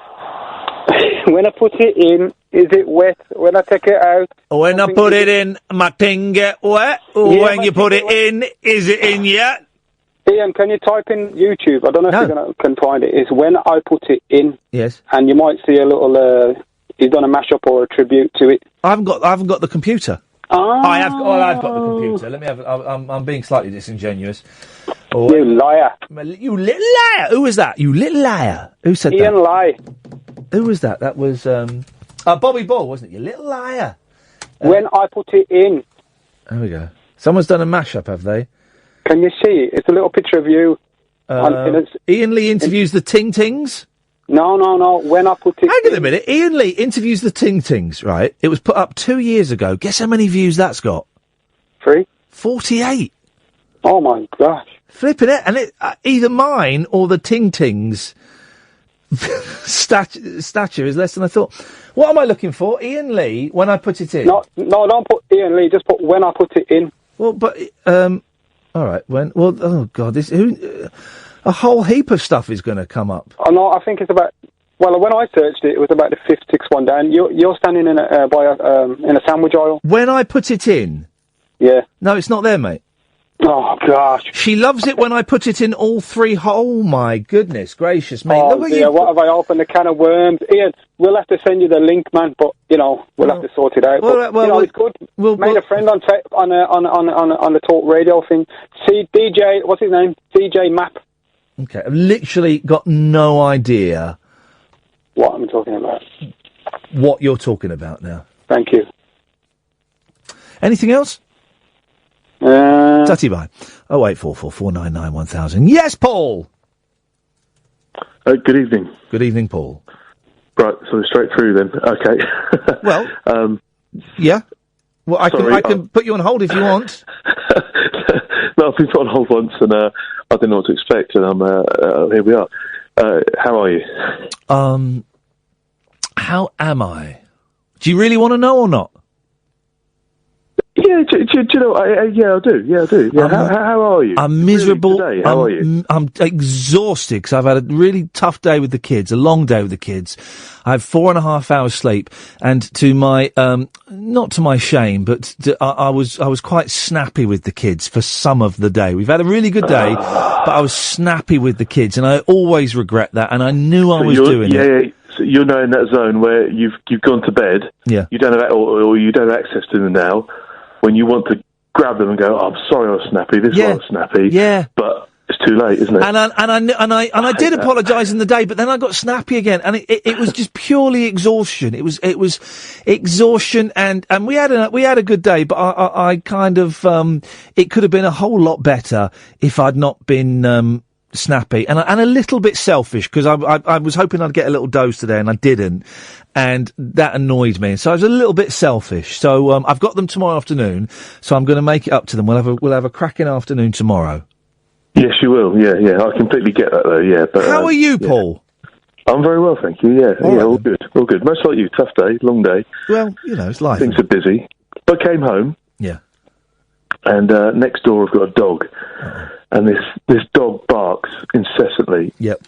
And their way of dealing with that is to, I assume that I assume they guess it will work itself out, but it doesn't. No. Well, so what do? Do they put it out in the garden or something? Well, they sort of we've got a joined strip of sort of walkway between the houses. Yeah. So they've built some nice old fireplaces and a lead, and they sort of leave it out there. Oh God! And they don't walk it, and they're lovely. Here we go. Treading on UKIP territory here, so I'll be very careful. They're a Sri Lankan family. They're lovely. They bring us food. I fix their kids' bikes. They're lovely. The kids at grammar school. They're lovely. The parents don't speak much English. The kids are delightful and play with my kids. But all of a sudden, now there's a bit of an issue.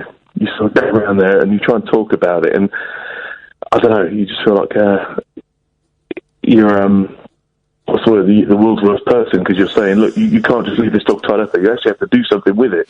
You maybe have to walk it. You maybe have to train it. You're allowed. I know what you mean. It's always weird when neighbours of whatever nationality, but whenever neighbours there is an issue that you need to discuss with them, it's flipping uncomfortable, isn't it? Going around knocking on the door saying, look, can we have a chat? But if they are, would you say, if the dog's not being exercised at all, would you say it's being mistreated? Not being mistreated, no. I mean, they're not beating it, but if they're not exercising it, that's not good. No. It's odd. It's a difficult one. And I don't know. But I guess the reason I rang up, because tonight I got home and my kids are at the in-laws and my wife went to pick them up tonight, so I've got the house to myself. Beautiful. So yes. So I did open all the windows tonight, and I have been playing until 10 o'clock when you came on. I've been playing all kinds of music right over their driveway, and I feel really terrible now, because that's not the way to deal with it. You've been doing. I haven't done that for absolutely years and years, but I used to love a bit of that, the old music revenge. And I would turn, it was next door neighbour I had years ago, I mean this is like 20 years ago, and we would turn the speakers, big speakers we had, up against the wall, the joining wall, and we'd play music really loudly. Childish, isn't it? But doesn't it make you feel better? Oh, it did, and the house to yourself with nobody else, the wife telling you can't play that because I don't like it, and you can put on what you want to play. I don't know. how restricted you are at home. What does your wife not like you playing? Anything I love. Bell and Sebastian, Damon Albarn. Hang on a minute, mate. If you're playing Bell and Sebastian to try and drown out the neighbours, that was hilarious. I closed the doors by then. Right. It's very fey, wonderful, but fey music being gently wafted out. Stars of track and field you are. Well... that's what I gave in and closed the windows. But, what do you do? What do you do, Ian? Come on. What do I do? Move house, mate. That's what. Who's going to buy the house with that thing barking all day long? That's what I would do. Well, have you spoken to them about it? Several times. Oh, you have. Okay. I have. I've tried because I can't communicate directly with the parents because they don't speak much English. So I try and speak when the children are there, and I have a good relationship with the children. We have a good relationship with them, but it's sort of been soured now because all of a sudden there's an issue, and of course people don't receive communication as well when it's been put over negatively, perhaps. I don't know. Get the RSPCA involved then. Oh, but they love this dog. They love it. Well, if they loved it, they'd take it for walks and they wouldn't leave it chained up outside. And they need to be told that, because I don't think they understand that. Yeah. So, I guess the RSPCA... The RSPCA, right, they won't... I wouldn't have thought they would have come and snatched the dog immediately. I would imagine if you explain to them what you've explained to me, not necessarily about the barking thing, but you can raise it as an issue, but say, I don't think the dog's being exercised and stuff like that. If you go to the council, then there's a chance the dog might get taken away. But I would have thought the RSPCA, their first thing, surely, would be to go and talk to the family and say, you need to walk this dog. I guess, I hadn't considered that. Or does that feel a bit like Byron burgers and grassing them up? Are you going to do? Is that like doing a Byron? Well, it does. I've got some unfriendly neighbours who've also mentioned their car isn't taxed because they've looked at that because they don't like the fact they're not English. It's that kind of thing. So I don't want people to turn up on their doorstep, knocking on the door and saying, "By the way, your dog's got to go." And it's how do you resolve it between us, rather. Could you poison the dog? It's tempting. It's really tempting. It is, isn't it? We've got a dog, and I hate it. It was such a mistake getting this dog, but we've had her for a year, so we've only got another 15 years of her. Flipping heck! So hang on, I'll be 58 when she dies. Jesus, it was such a mistake getting it. But when she's out in the garden and she barks. If it goes on, I'll get her in because I'm too embarrassed. I don't want, I don't want to impose that on my neighbours. That's the difference, exactly. I mean, I actually walked out into my garden tonight, and instead of saying "shut up," I started barking. It's got to that. Mate, not right, is it? You need to speak to Tom, who works in mental health. That's what you need to do. He called in earlier on. It's a horrible situation. I wish you the very best of luck with it, Paul. Thank you. What are you doing for the rest of the evening? I'm assuming these nights at home on your own are a rarity. What plans you got? Yeah. PlayStation or Babe Station? What's happening? Listening to you, and I'm just much like you are. I think, you're doing the show, flicking through Twitter and communicating with people, and just enjoying the time to do that because you don't get time to do stuff like that during the day and stuff anymore, do you? So. It's nice to talk to you, mate. I'm glad you called in. I hope it gets sorted. Do let us know how that goes. Andrew, stay there. You'll be next. 0844 499 1000. This is Talk Radio. Just took a swig from my water bottle. I think I might have picked up the wrong water bottle because it didn't half taste, what's the word? Rank. Oh, I tell you what I did in the week. There was a bottle of smoothie in the refrigerator. And, it was hot the other day, wasn't it? And there was cold smoothie in the fridge, and I grabbed that bottle and I swigged down mouthfuls of it. And I had the same sensation I had 14 years ago when I worked on Rise, and I swigged a bottle of smoothie that was a week out of date. My mouth was fizzing, and I instantly felt nauseous. Fun times, guys. Fun times. Yeah, it was. Why would you leave this smoothie in the fridge at home? It was 10 days out of date. I'm gagging thinking about it. It was 10 days out of date. Now, that last caller has reminded me, I have a question to ask you, a genuine question. But I'll do it in a minute, because we've got some phone calls. Yes, Andrew? You made me feel a bit sick now, to be honest. Yeah, I'm sorry. I want you all to share in my miserable life.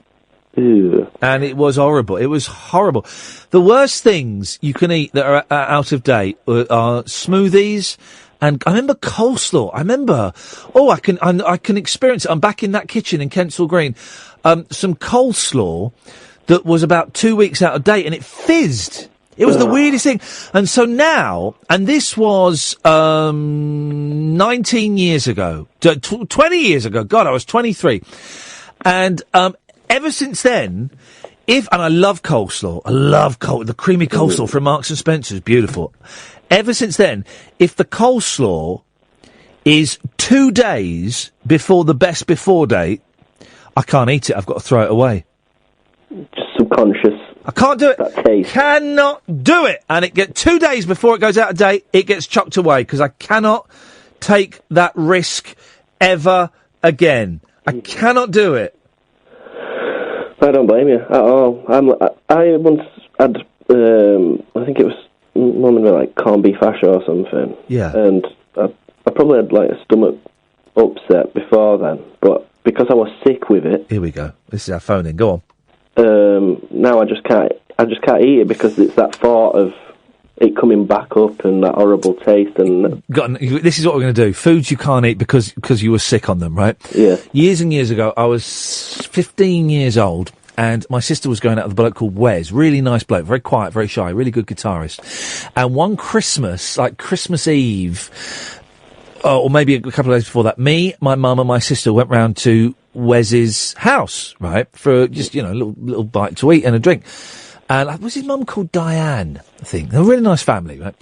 And I was 15 or 16, and I had a couple of lagers, right? It was a couple of lagers. Mm-hmm. And I think it was Tennant's, and classy.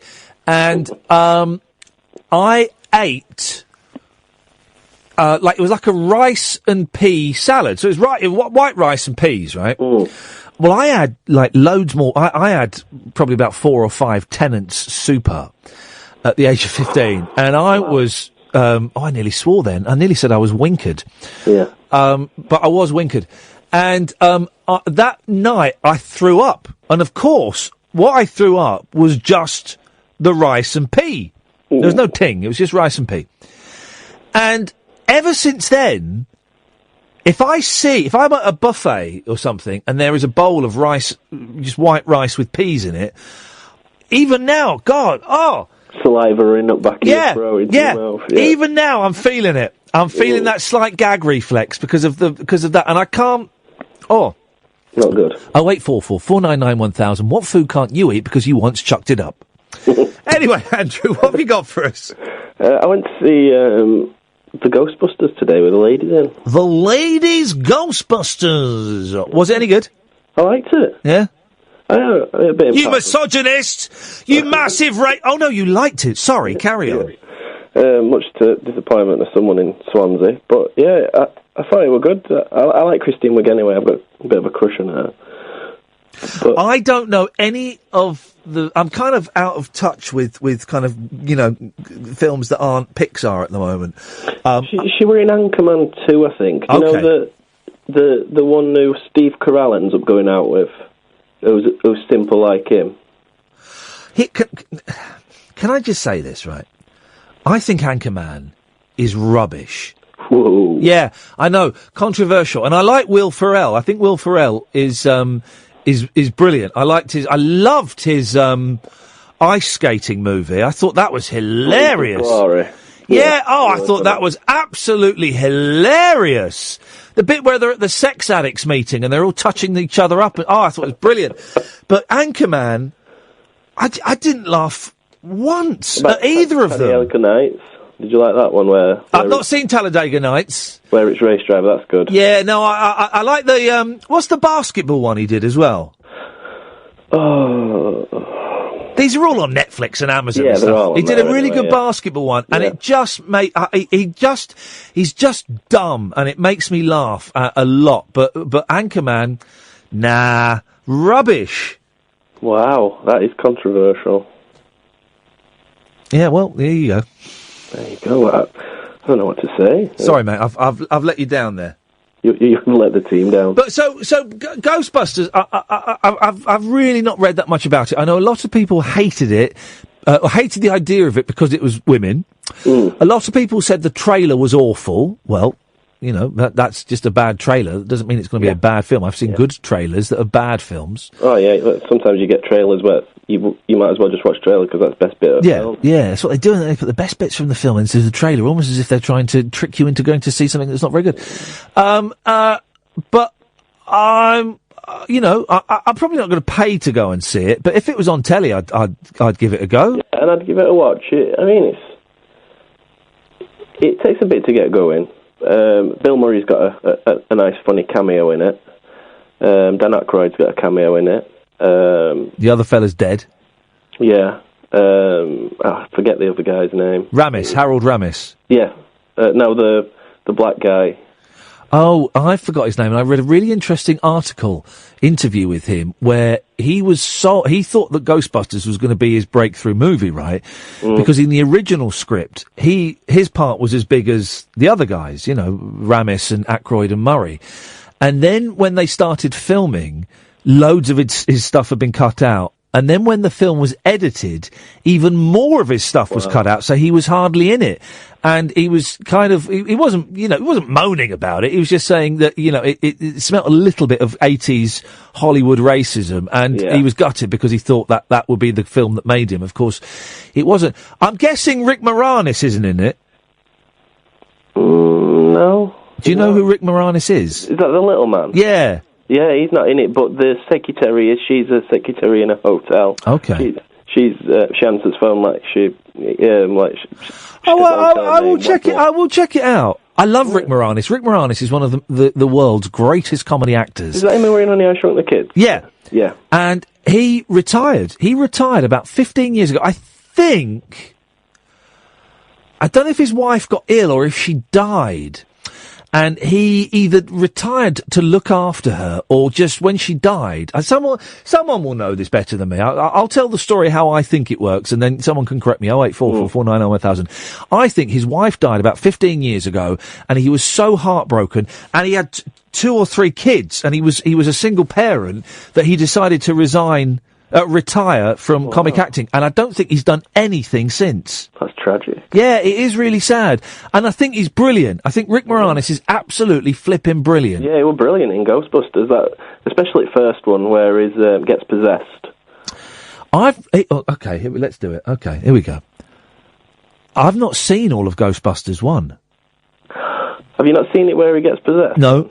I've seen bits of it, and I think I've seen all of Ghostbusters 2. Him and Sigourney Weaver end up doing it on on a ledge. Sigourney Weaver, there's a woman, isn't it? Oh, absolutely. That's a real woman. Have you seen her just recently? And she's pushing 67, and you would not think it.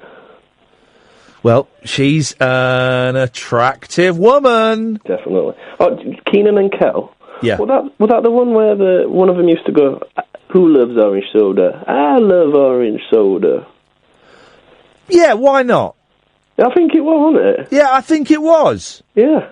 What has happened to them guys? Those guys conspiracy. It's a conspiracy. I think it's either racist Hollywood or Kenan and Kel. Same guys that didn't let that black guy appear in Ghostbusters. Yeah, exactly. Andrew, you've got it. Kenan and Kel.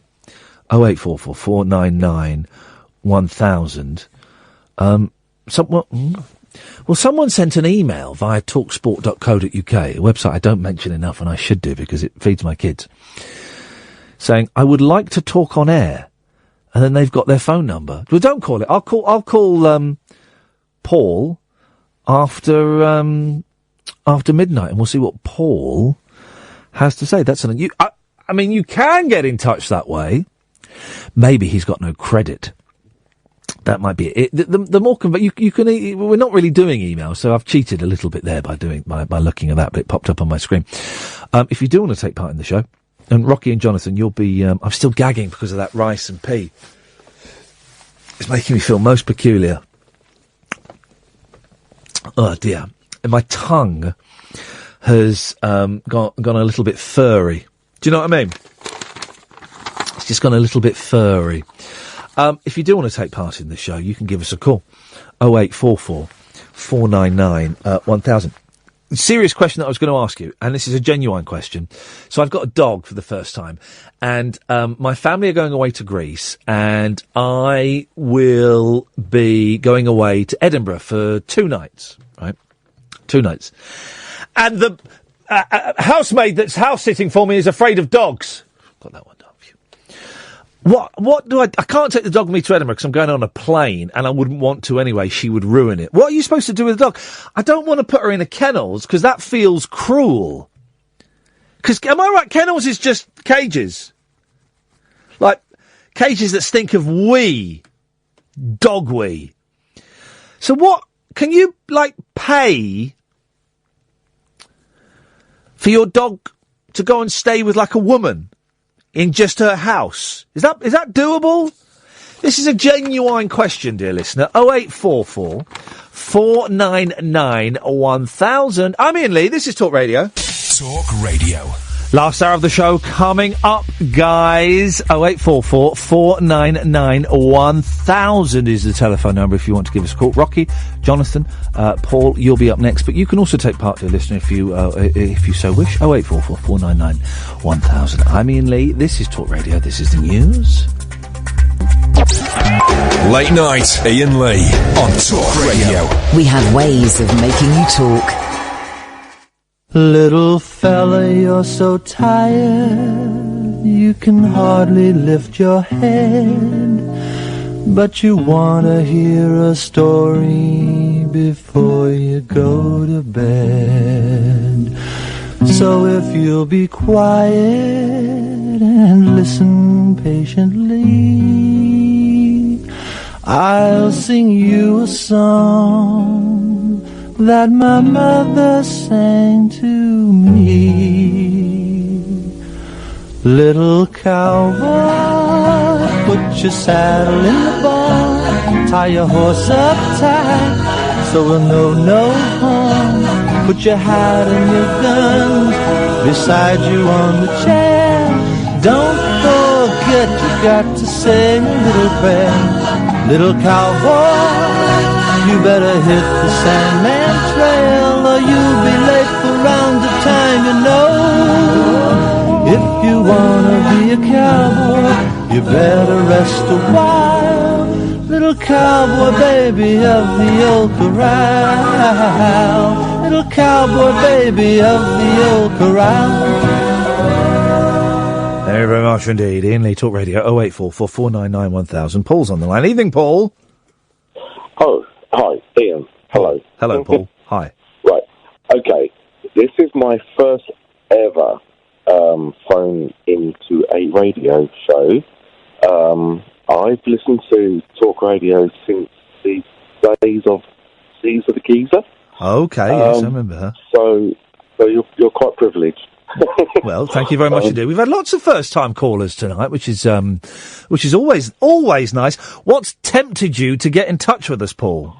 What's tempted me is you and your experiences on air, your candid experiences that you've aired regarding your situation with your depression. Yeah. And I find it quite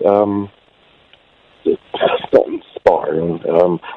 I find it, very, very. I can relate to it in many ways. What's going on for you, Paul? What's going on? I went through a period of my life where depression suddenly took hold of me for no apparent reason. It just suddenly just came on, I couldn't work out what it was. I suddenly became very sad and had major issues with my life. And I'm in my 40s, and I thought that may be it. I thought maybe my past and abuse of substances may be it. I couldn't figure it out. So I was just trying to, listening to you, it's kind of like, it's kind of brought to, it's brought my experiences to the forefront, really. And I kind of like, just want to give you some respect for being so candid. Well, on you. Well, thank you. Part of me thinks I talk about it too much, and I give away too much of myself. But that's by the by. How are you doing today? Are you in the midst of it, or are you out the other side for the moment? I've been out of the other side for 2 years. Oh, beautiful. But I'm kind of going back into it. Not so beautiful. And you know those signs, those kind of feelings that you get. Yeah. I'm kind of like experiencing those again, and I'm dreading the thought of those coming. Coming back again, because everything in my life at that time, the colour went out of everything. Life became meaningless. It just seemed pointless. I questioned my existence. I questioned everything. But on the plus side of that, if there is a plus side, I kind of like had huge empathy towards people, and just and regret. I had massive regret about what I'd done in the past. But I'm kind of like I'm kind of at the beginning of, I think, something that I don't want to kind of go through again, and it's kind of like, not a nice place to be. No, it's not. It's two things I want to pick up on what you said. The colour drains from everything. Man alive, that's an excellent description of it, both metaphorically and literally sometimes. Everything looks greyer, I think, sometimes. And the second thing, I've completely forgotten what it was I was going to pick up on. Have you got anything that that helps a bit? Because if you know that you're sinking into it, or if you feel like you might be sinking into it, because sometimes I have little dips and then I pop back up. Is there anything you can put into place that might make the descent a little less bumpy, if you know what I mean? I tell you what I tried to do. Well, apart from seeing a GP and being offered, antidepressants and whatever, I'd had a bad experience with those in the past, so I didn't want to go down that road. Yeah. So I thought there's going to be a major dip before there's anything comes out the other side. Yeah. And I thought that's going to be the end of everything. So I tried going to church. Yeah. And I walked into church, and I approached a priest, and I said, "Look, I'm going through this dreadful experience, and I need to talk to someone." And it was just, he kind of dismissed me and said, like, come back for confession. And confession, eh? I know. But the feeling I got when I walked into church was a feeling of just foreboding. It wasn't a good feeling. No. But then I found that there... Like Damien in the Omen. Were you like Damien in the Omen, just screaming and fighting? You couldn't go in. Not quite. But okay. Almost. Yeah. But I didn't see the priest in a very good light.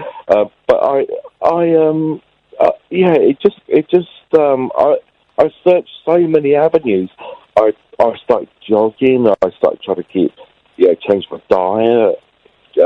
I tried so many different things to sort of ride the agony, sheer agony, because I couldn't work out in my mind what the issue was. Yeah. And that was the major part of the depression. It was just that everything became meaningless. And it just seems, for no reason, it just happened all of a sudden. Yeah. And I've got that feeling again.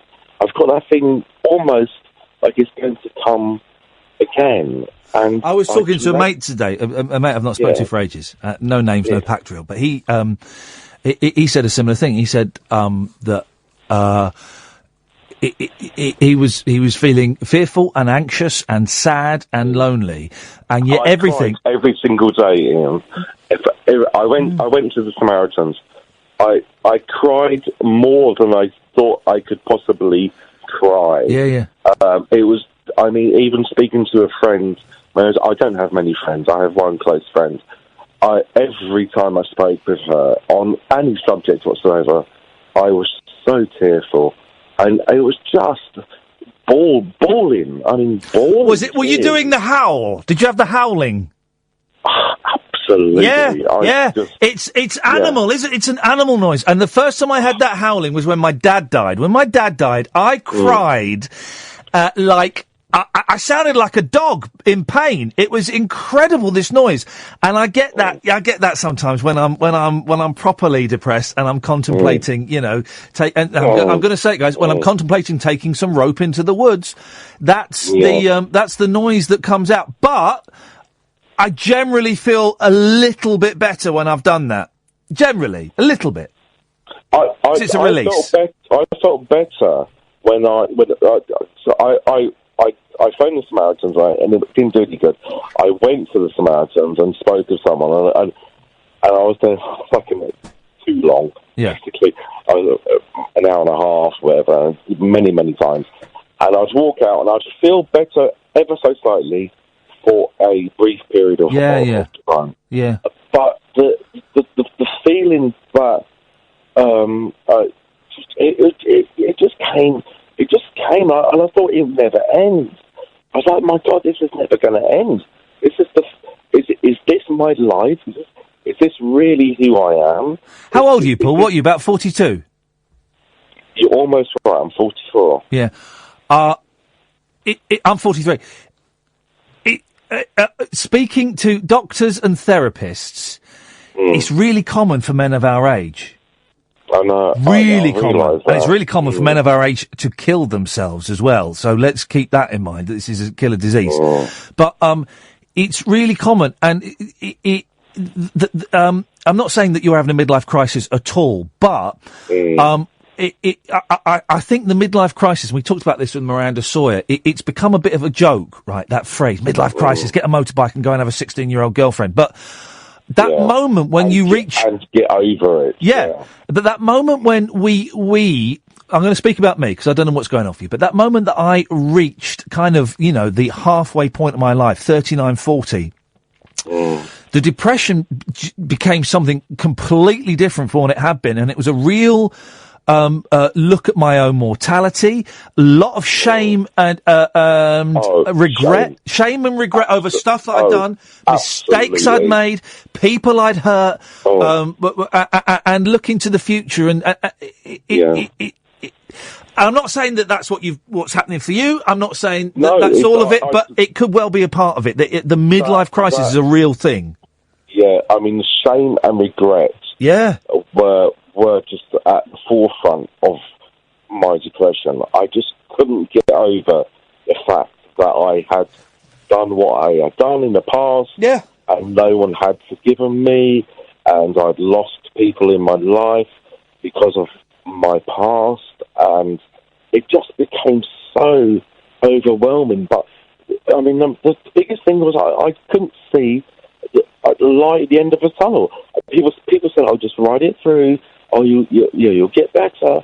But I can imagine how people do take their own lives, because there doesn't seem to be any hope. And I looked for hope so much. talking to people, trying to be. I distracted myself watching films, but it was just there, and I just could not see the way forward. It just, and I didn't want to go down the avenue of taking any medication because I knew, from past experience, that was going to make me go further. Let me can I kick that idea around for a second, right? And I respect your decision, of course. I'm on medication, and I tried loads of different medication before my doctor, and I'm really lucky. I've got an excellent. All right, I'll be honest. I'm really lucky. I paid to go and see a private psychiatrist, so I'm aware I'm in a privileged position there. But we kicked around loads of drugs. And by the way, here's the funny thing, guys. The potential side effect of antidepressants, suicidal tendencies. It actually says that. It's nuts, isn't it? I know. And people, there's a huge number of young people in particular that kill themselves because of the antidepressants, make them feel worse. I know. I'm really lucky. Me and my doctor, Neil, we have kicked around loads of various combinations of drugs, and we found one that is working at the moment. A nice combination. Citalopram in the morning, not massive dose, and a bit of metazapine at night. And that seems to be holding me a little bit steadier than any of the other combinations I've had. So I'm just saying that as... I had a bad experience with citalopram, and that put me off going down any other sort of But there are loads, and I'm not telling you what to do, and I'm certainly not giving you medical advice. I'm just saying that it might be worth talking to a doctor again, because there are loads of different drugs that work in loads of different ways. And I had it all explained to me how the different drugs work, and I can't remember, but some suppress stuff and some generate stuff, and, they all work in different ways. So it might be worth having a chat with a doctor again. I mean, the main reason for my phone call is: do you find that being candid about your experience with depression is a therapy, or is it just something that you feel you have to get out to the world? You know what I'm saying? I do. I don't. There are pluses and minuses to it, right? The pluses are, it relieves a little bit of the pressure, all right? And it means that my bosses are aware of it. And I took a night off about a month ago because I was... Oh, God, I nearly swore again. Yeah, I'm aware of that. I was screwed. I was battered. I was battered, and I was able to phone up my boss and say, "Boss, I am battered. I need this Friday off, otherwise I don't know what I'm going to do." And I got it. So in that respect, it's great. In other respects, it means that I get lots of emails from people telling me they're, not so much now, but telling me they're suicidal, and I don't know how to respond to that. And I've just had a really nice bloke get in touch on Facebook, and I'm not in any way, this is not in any way a dig at him or anybody who's got in touch, telling me that he's battered and he's in a really bad state. And I've kind of offered him some suggestions of stuff like that, but then, you know what it's like when we're like this, I magnify all of the guilt and the shame and the responsibility, and so I start feeling responsible for other people. I'm thinking, oh God, I didn't reply to him, maybe, this is all my fault. All of this kind of stuff. Does it help me talking about it in public? I don't know, but I hope one day my boys will look at me and say thank me. Does it help or hinder? Would you in 5 years think, oh my God, I was so candid about my experience, I'm way over that, that's in the past? Yeah. Or are you accepting the fact that you have this issue and it's ongoing for the rest of your life? I'm accepting the fact that this is ongoing for the rest of my life. I don't expect to be on my medication for the rest of my life. I might be, but I don't, that's not what I am working towards. I am working towards a life when I can be off the meds, and I've got enough tricks up my sleeves, like a little bit of mindfulness meditation and going to see a therapist and, other bits, and walking the dog and stuff like that I know helps me, and I can come off the pills one day. That's the plan.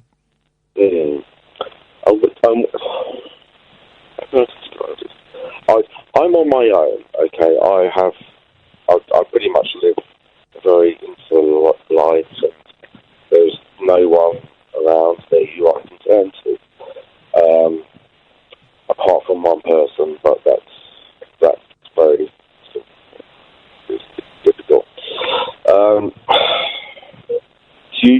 support of your family and friends helpful in that sort of sense? Or I don't have many friends. Like you said, I don't have many friends. I've got 3 really good friends. One of them's away. 2 of them are away. And one of them is going through a bit of an issue with a member of his family at the moment anyway, quite a serious health issue. So I don't want to, kind of phone him up and tell him how I'm feeling when I know that he's got a family member who's, potentially dying, so... See, my mum is sort of my closest friend, but she's looking after my dad. He's got Alzheimer's. Oh, man. And he's at the stage where he's kind of like pretty advanced. So I don't want to kind of put it on her to, have another kind of like thing to think about. Yeah.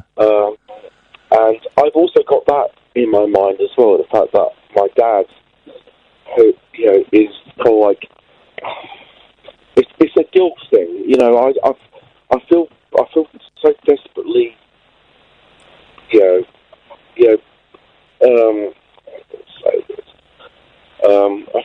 feel so desperate for my father and my mother. Yeah. And I have no one there to kind of like, I feel, the thing is, if I did have someone there to turn to, like a partner, I feel like I'd burden them too much and they would run away. Yeah. But it's such a desperate situation. I mean, I'll be candid with you because you've been candid on the radio with others. About 3 years ago, I found myself in A&E. I had got to a point in my life where I tried to take measures to end everything. And that was when my dad was, okay, he could understand the situation, so took my mother. And they did everything they could to help me. And as far as they know, I have moved on from that. And I haven't. Yeah. And I've kind of like put up the line. So now it's become a dirty little secret that you've got. It's a little secret that I don't want to leave my mum. I don't want to leave my dad. But, I just can't help feeling that I want to leave myself. And that's causing me so much agony. I know what you mean. And I'm not, when I answer you and kind of tell my stuff, it's not because I'm playing top trumps with you or anything like that. I know you're not. No, I know, but some people might think... I know you sound so genuine. Yeah. I sometimes think the world would be a much better place if I was not in it. It would certainly be easier for me.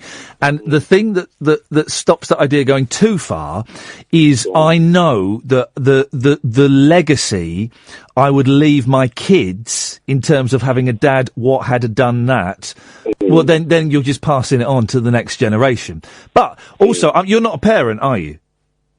No, I'm not. Right. Yeah. But what I'm saying is if my boys, I would want my boys to come to me, whatever the problem. As a dad, I would want them to come and tell me, if they'd murdered someone, I'd want them to come and tell me about it so that we could find the best way around it. And I'm just saying that, as a dad, I would not consider that a burden. And I know your mum is going through stuff. But I imagine, and I make up, that you telling her that stuff, it'd be upsetting, but if she could help, she'd want to help. I make up. I don't know your mum at all, obviously, but I'm just saying that as a parent. We want the best for our kids, and they can come up to me at any age and tell me they've done or they're going through anything, and, I will do my best to help them through it.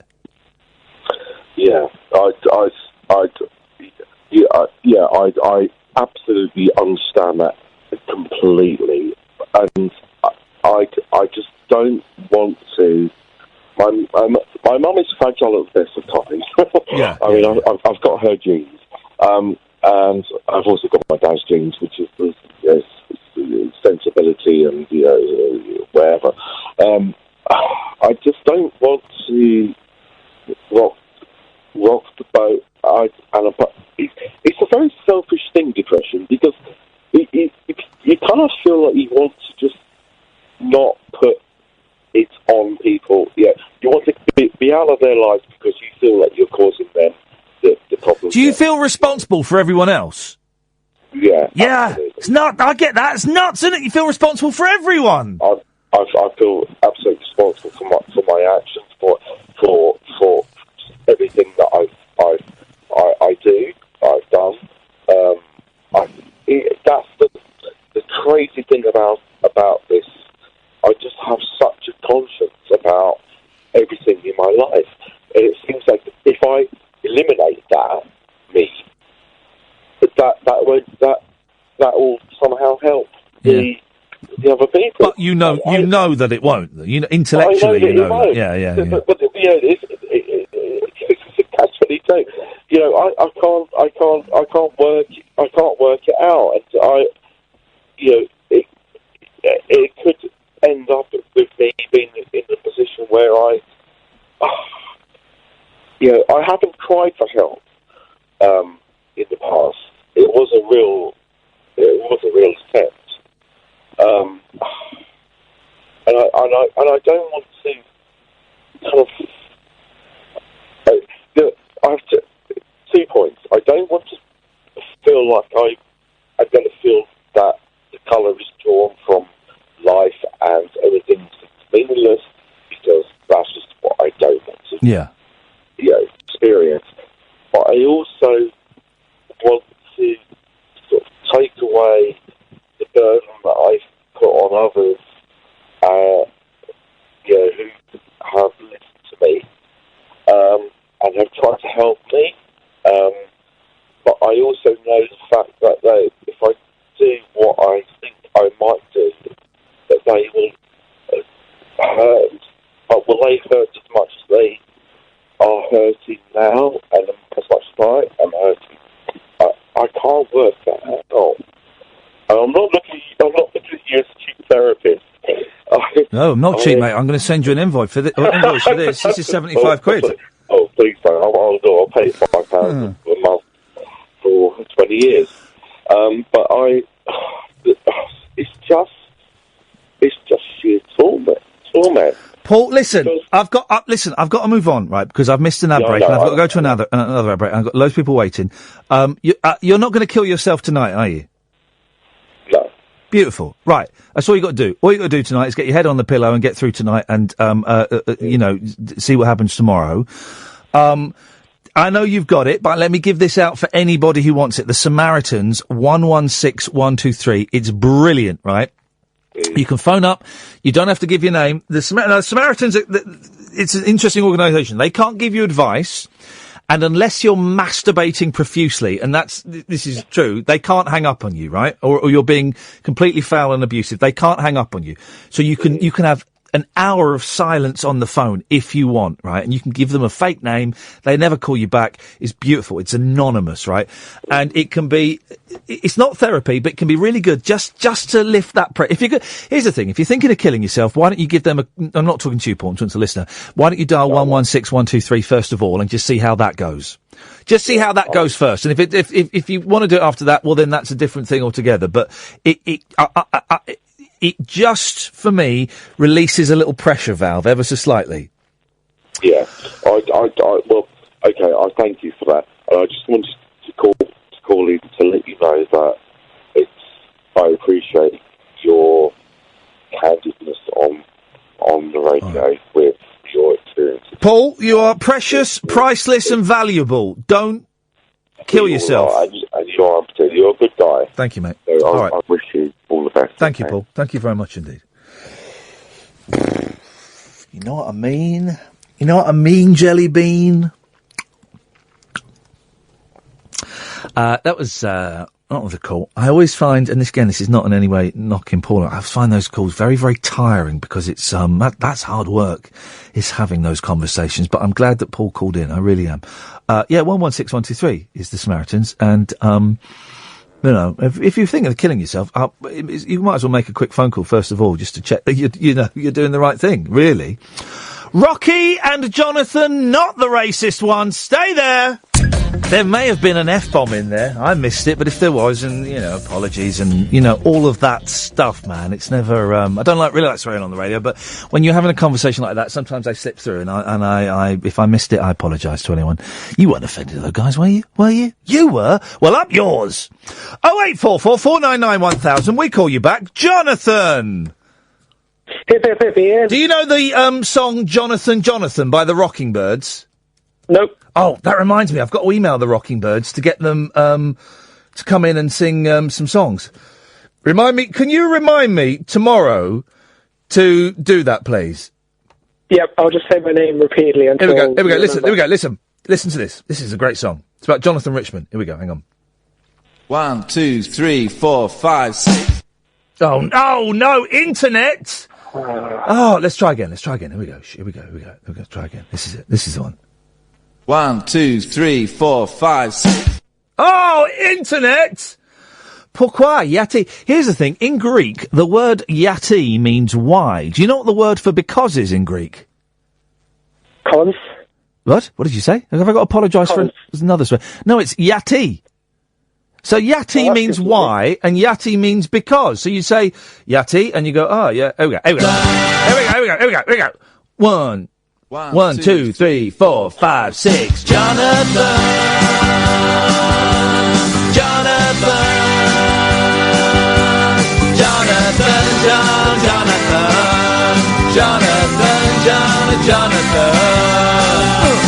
Jonathan, I remember you said when you first heard heroin that you never heard a song so beautiful that it nearly did you in.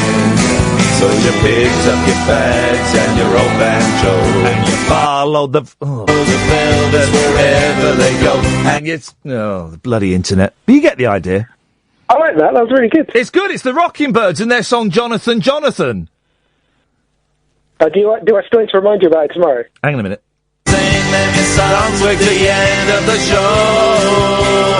Jonathan, Jonathan.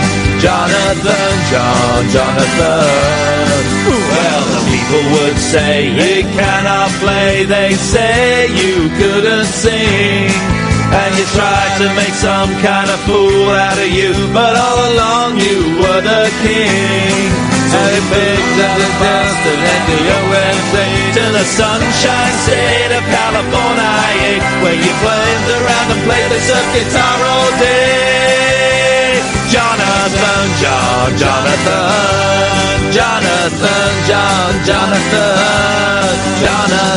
la la la la la la la la la. La la la la la la la la la. La la la la la la la la la. Not forgetting Ellen D-Shop, Leroy in the band, Ellen is and hanging out with Bram, Well, know you now for a good few years, although we've never really met. I shook your hand at the Hammersmith Odeon. That's something that I won't forget. When the soldiers I was glad to see that could still be as good as you'd always be. Now you play country music a bit like me. Jonathan, Jonathan.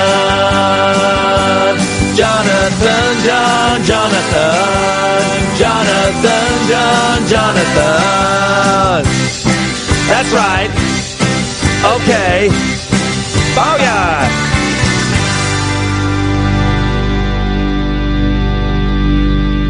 Tell you what, Iain, I really hope the agent's listening and you get signed up, because that's some good singing. I need a record deal. Seriously. I mean, I'm doing the radio and stuff, and it's fine.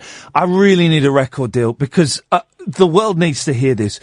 But how could you not know that song, right? I know there are only 2 songs that mention Iain in.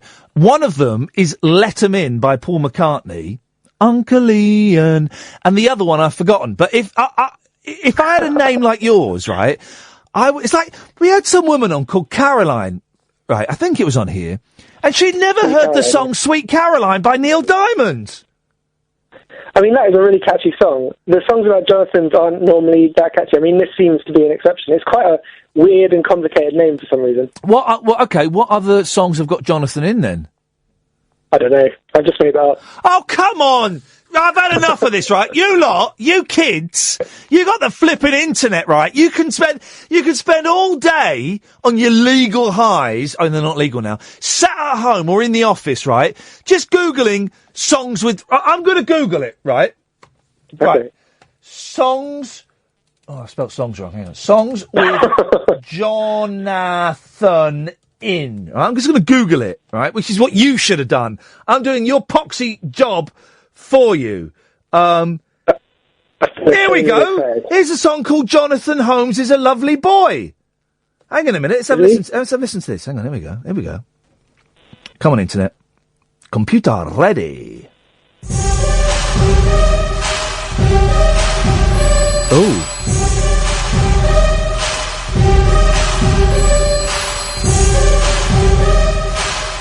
Oh, it's an advert for a video game. Hang on a second. Let's have a little look. So this is why I've not. Someone's posted here. Does anyone know any songs with the name Jonathan in the title? Yeah. How about Jonathan? Right. Empty Garden. Hey, Elton John has got a song called Hey Hey Johnny. Does that count? No, you're right. The reason this person's asked this question on Yahoo Answers, does anybody use that anymore, is, does anyone know any songs with the name Jonathan in the title or the lyrics? Hurry, please. I just want to send a little song to my boyfriend to show how much he means to me. Flippin' heck. Oh, that is insulting. Springsteen has done one called Jonathan Song. How do you not know this? You should be telling this to me, you muppet! We don't even know if it's any good. It might be terrible. Doesn't matter if it's terrible. Christine and the Queens have a track called Jonathan. You should know this, Jonathan. You're a young man with the internet. It's just not something I've ever. Like, I don't Google my own name. I don't look at any of that. It's just a name. What is your problem? I don't know, I'm off the rails. Next time I see you, you're going to get literally a slap across the face with a leather glove. Remind me to get a leather glove. And a boot up your arse. Well, that's the standard, isn't it? That's the standard, yeah. What you got for us, Jonathan? Because you've been banging on so much about songs with your naming, you egotist. We haven't got much time, so come on. Okay, I'll race through it. First of all, could you tell us anything more about the Miranda Sawyer article that's coming up soon? Because I'm probably going to end up modding the comments. I think it's this weekend. I guess I don't know for sure. And I mean, I'll literally have like a line in it. She's writing a whole article about radio, and she just wanted to pick my brains for a bit. I may not even be in it. I better be in it, otherwise I'm going to be furious. I'm sure it'll be interesting. Okay, and one final point, Mr. Lee. Please stop asking questions about Kenan and Kel. This is your final warning. Okay, I'm going to cut you off now. He's gone. Didn't need to cut him off.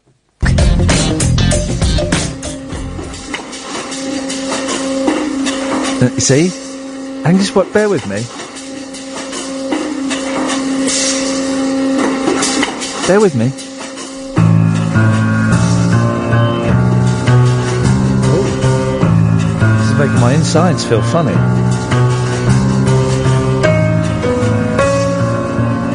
Discordant.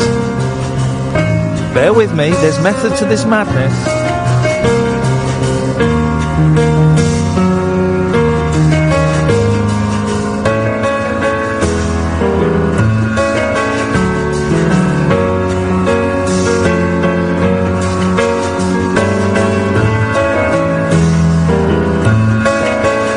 Potentially the best bit of music I've ever heard in my life.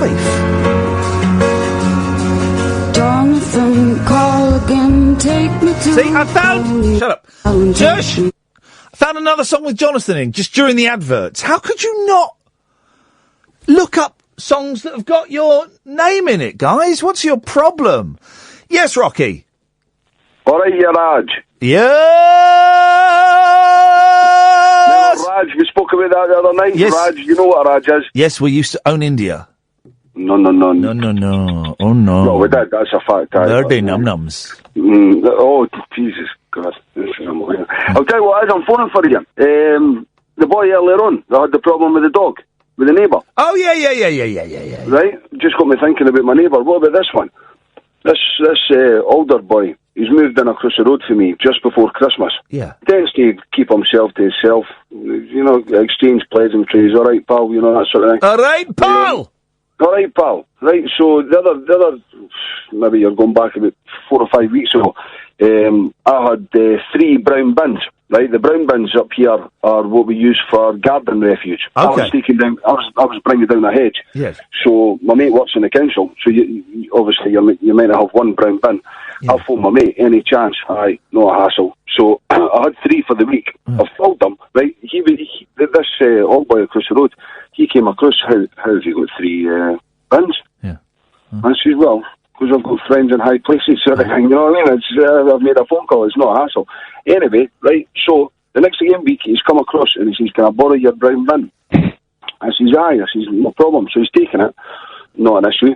2-3 days later, I'm saying to myself, I better go and get this bin back. Where's the brown bin gone, yeah? Aye.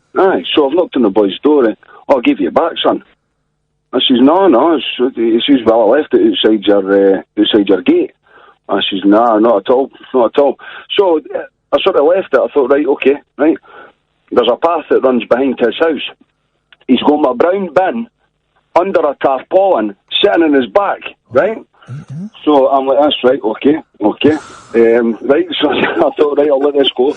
I love this show. This honestly, doing this show is the most fun. What an hour this has been. Go on, yeah. Right, so maybe a week ago, I don't know what it's like where you stay, but up here, if you've got a larger family, you're entitled to a bigger wheelie bin, right? Wow. So Scotland's awesome.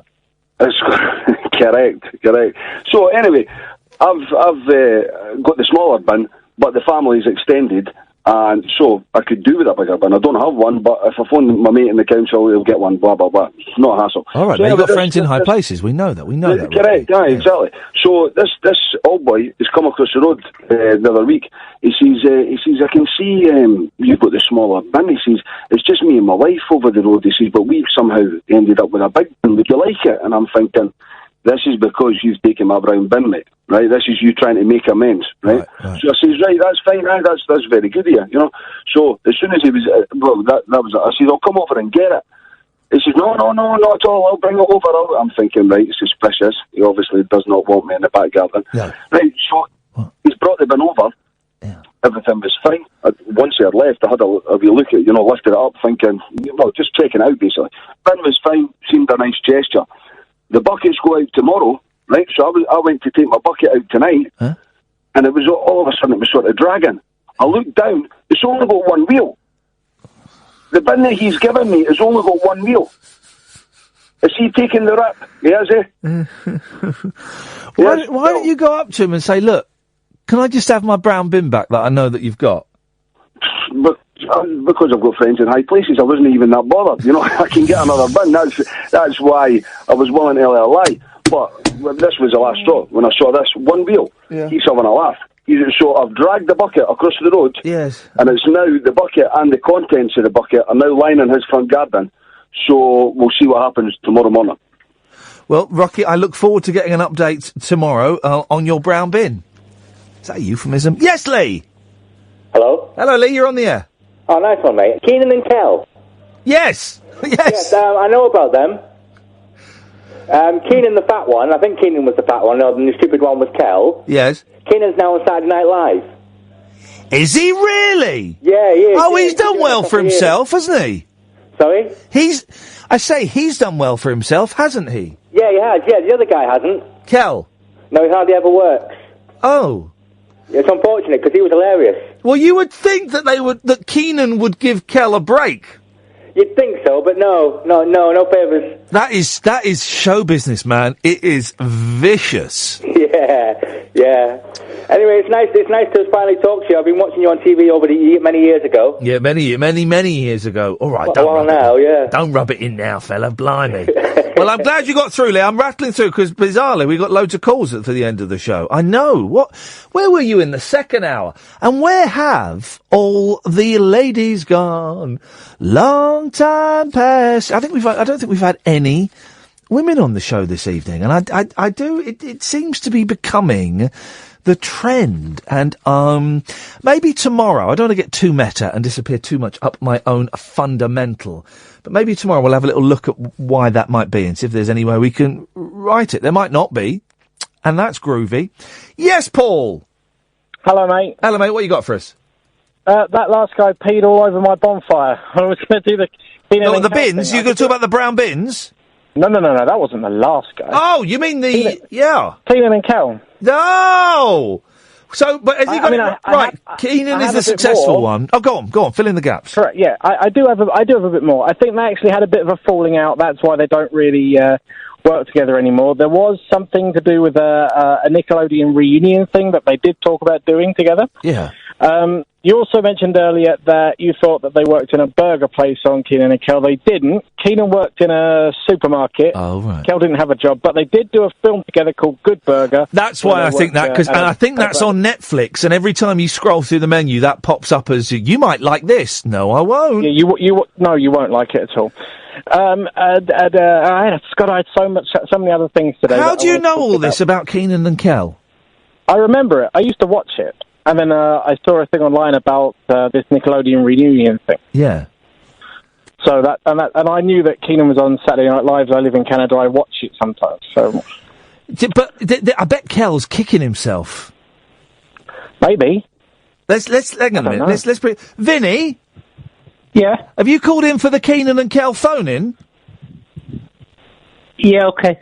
Well, no. What? Well, what does that mean? It means okay.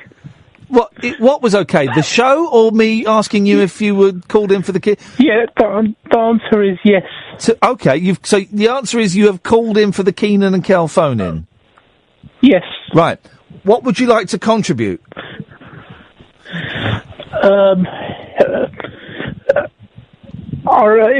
is it? Who would like to classic as ever.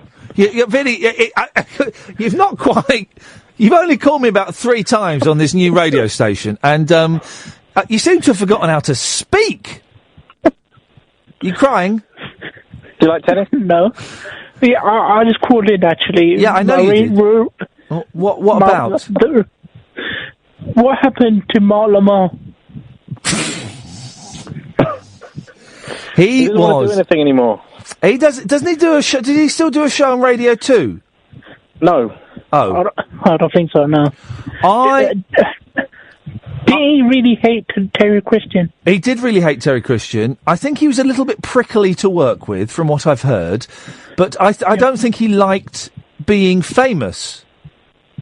Okay. And so he wasn't really funny anyway. Well, that's it's a different conversation to be had. Whether was Mark Lamar funny or not, I don't know. But you asked what happened to him, and I've told you. Would you like to see Mark Lamar and Kel get together, Vinny? Yeah. Yeah. Yeah. Yeah. I remember there was another TV program. Was there? Similar to Kenan and Kel. A few years later. And what was that called? I can't remember. Zack and Cody or something. Let's ask Paul, because Paul knows all about them. Paul bums Kenan and Kel. Paul? It was like a... Vinny, I've just said... Vinny, yeah, shut up. No, don't. Hang on a minute. Vinny, are you going to take that? Yeah, he loves it. Yeah, it was like the white version of Kenan and Kel. What, Kenan and Kel were what they whited down? No, they were white. That's the Wayans. He's talking about the Wayans brothers when they did White Chicks. Yeah, but Vinny's a massive racist, and to him, all black people look alike. That's true. Yeah, did I say that? Well, you said they were Kenan and Kel. They weren't. They were other black actors.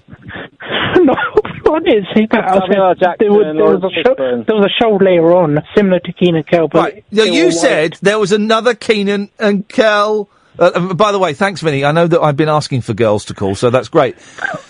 All right. Okay. Okay. Okay. Is there anything else? No, that's it. Okay. Well, do you want to... Okay. Sorry? All right, then. Okay, then. Bye-bye. Okay. Here we go. Pablo, last call of the night. What have you got for us, Pablo?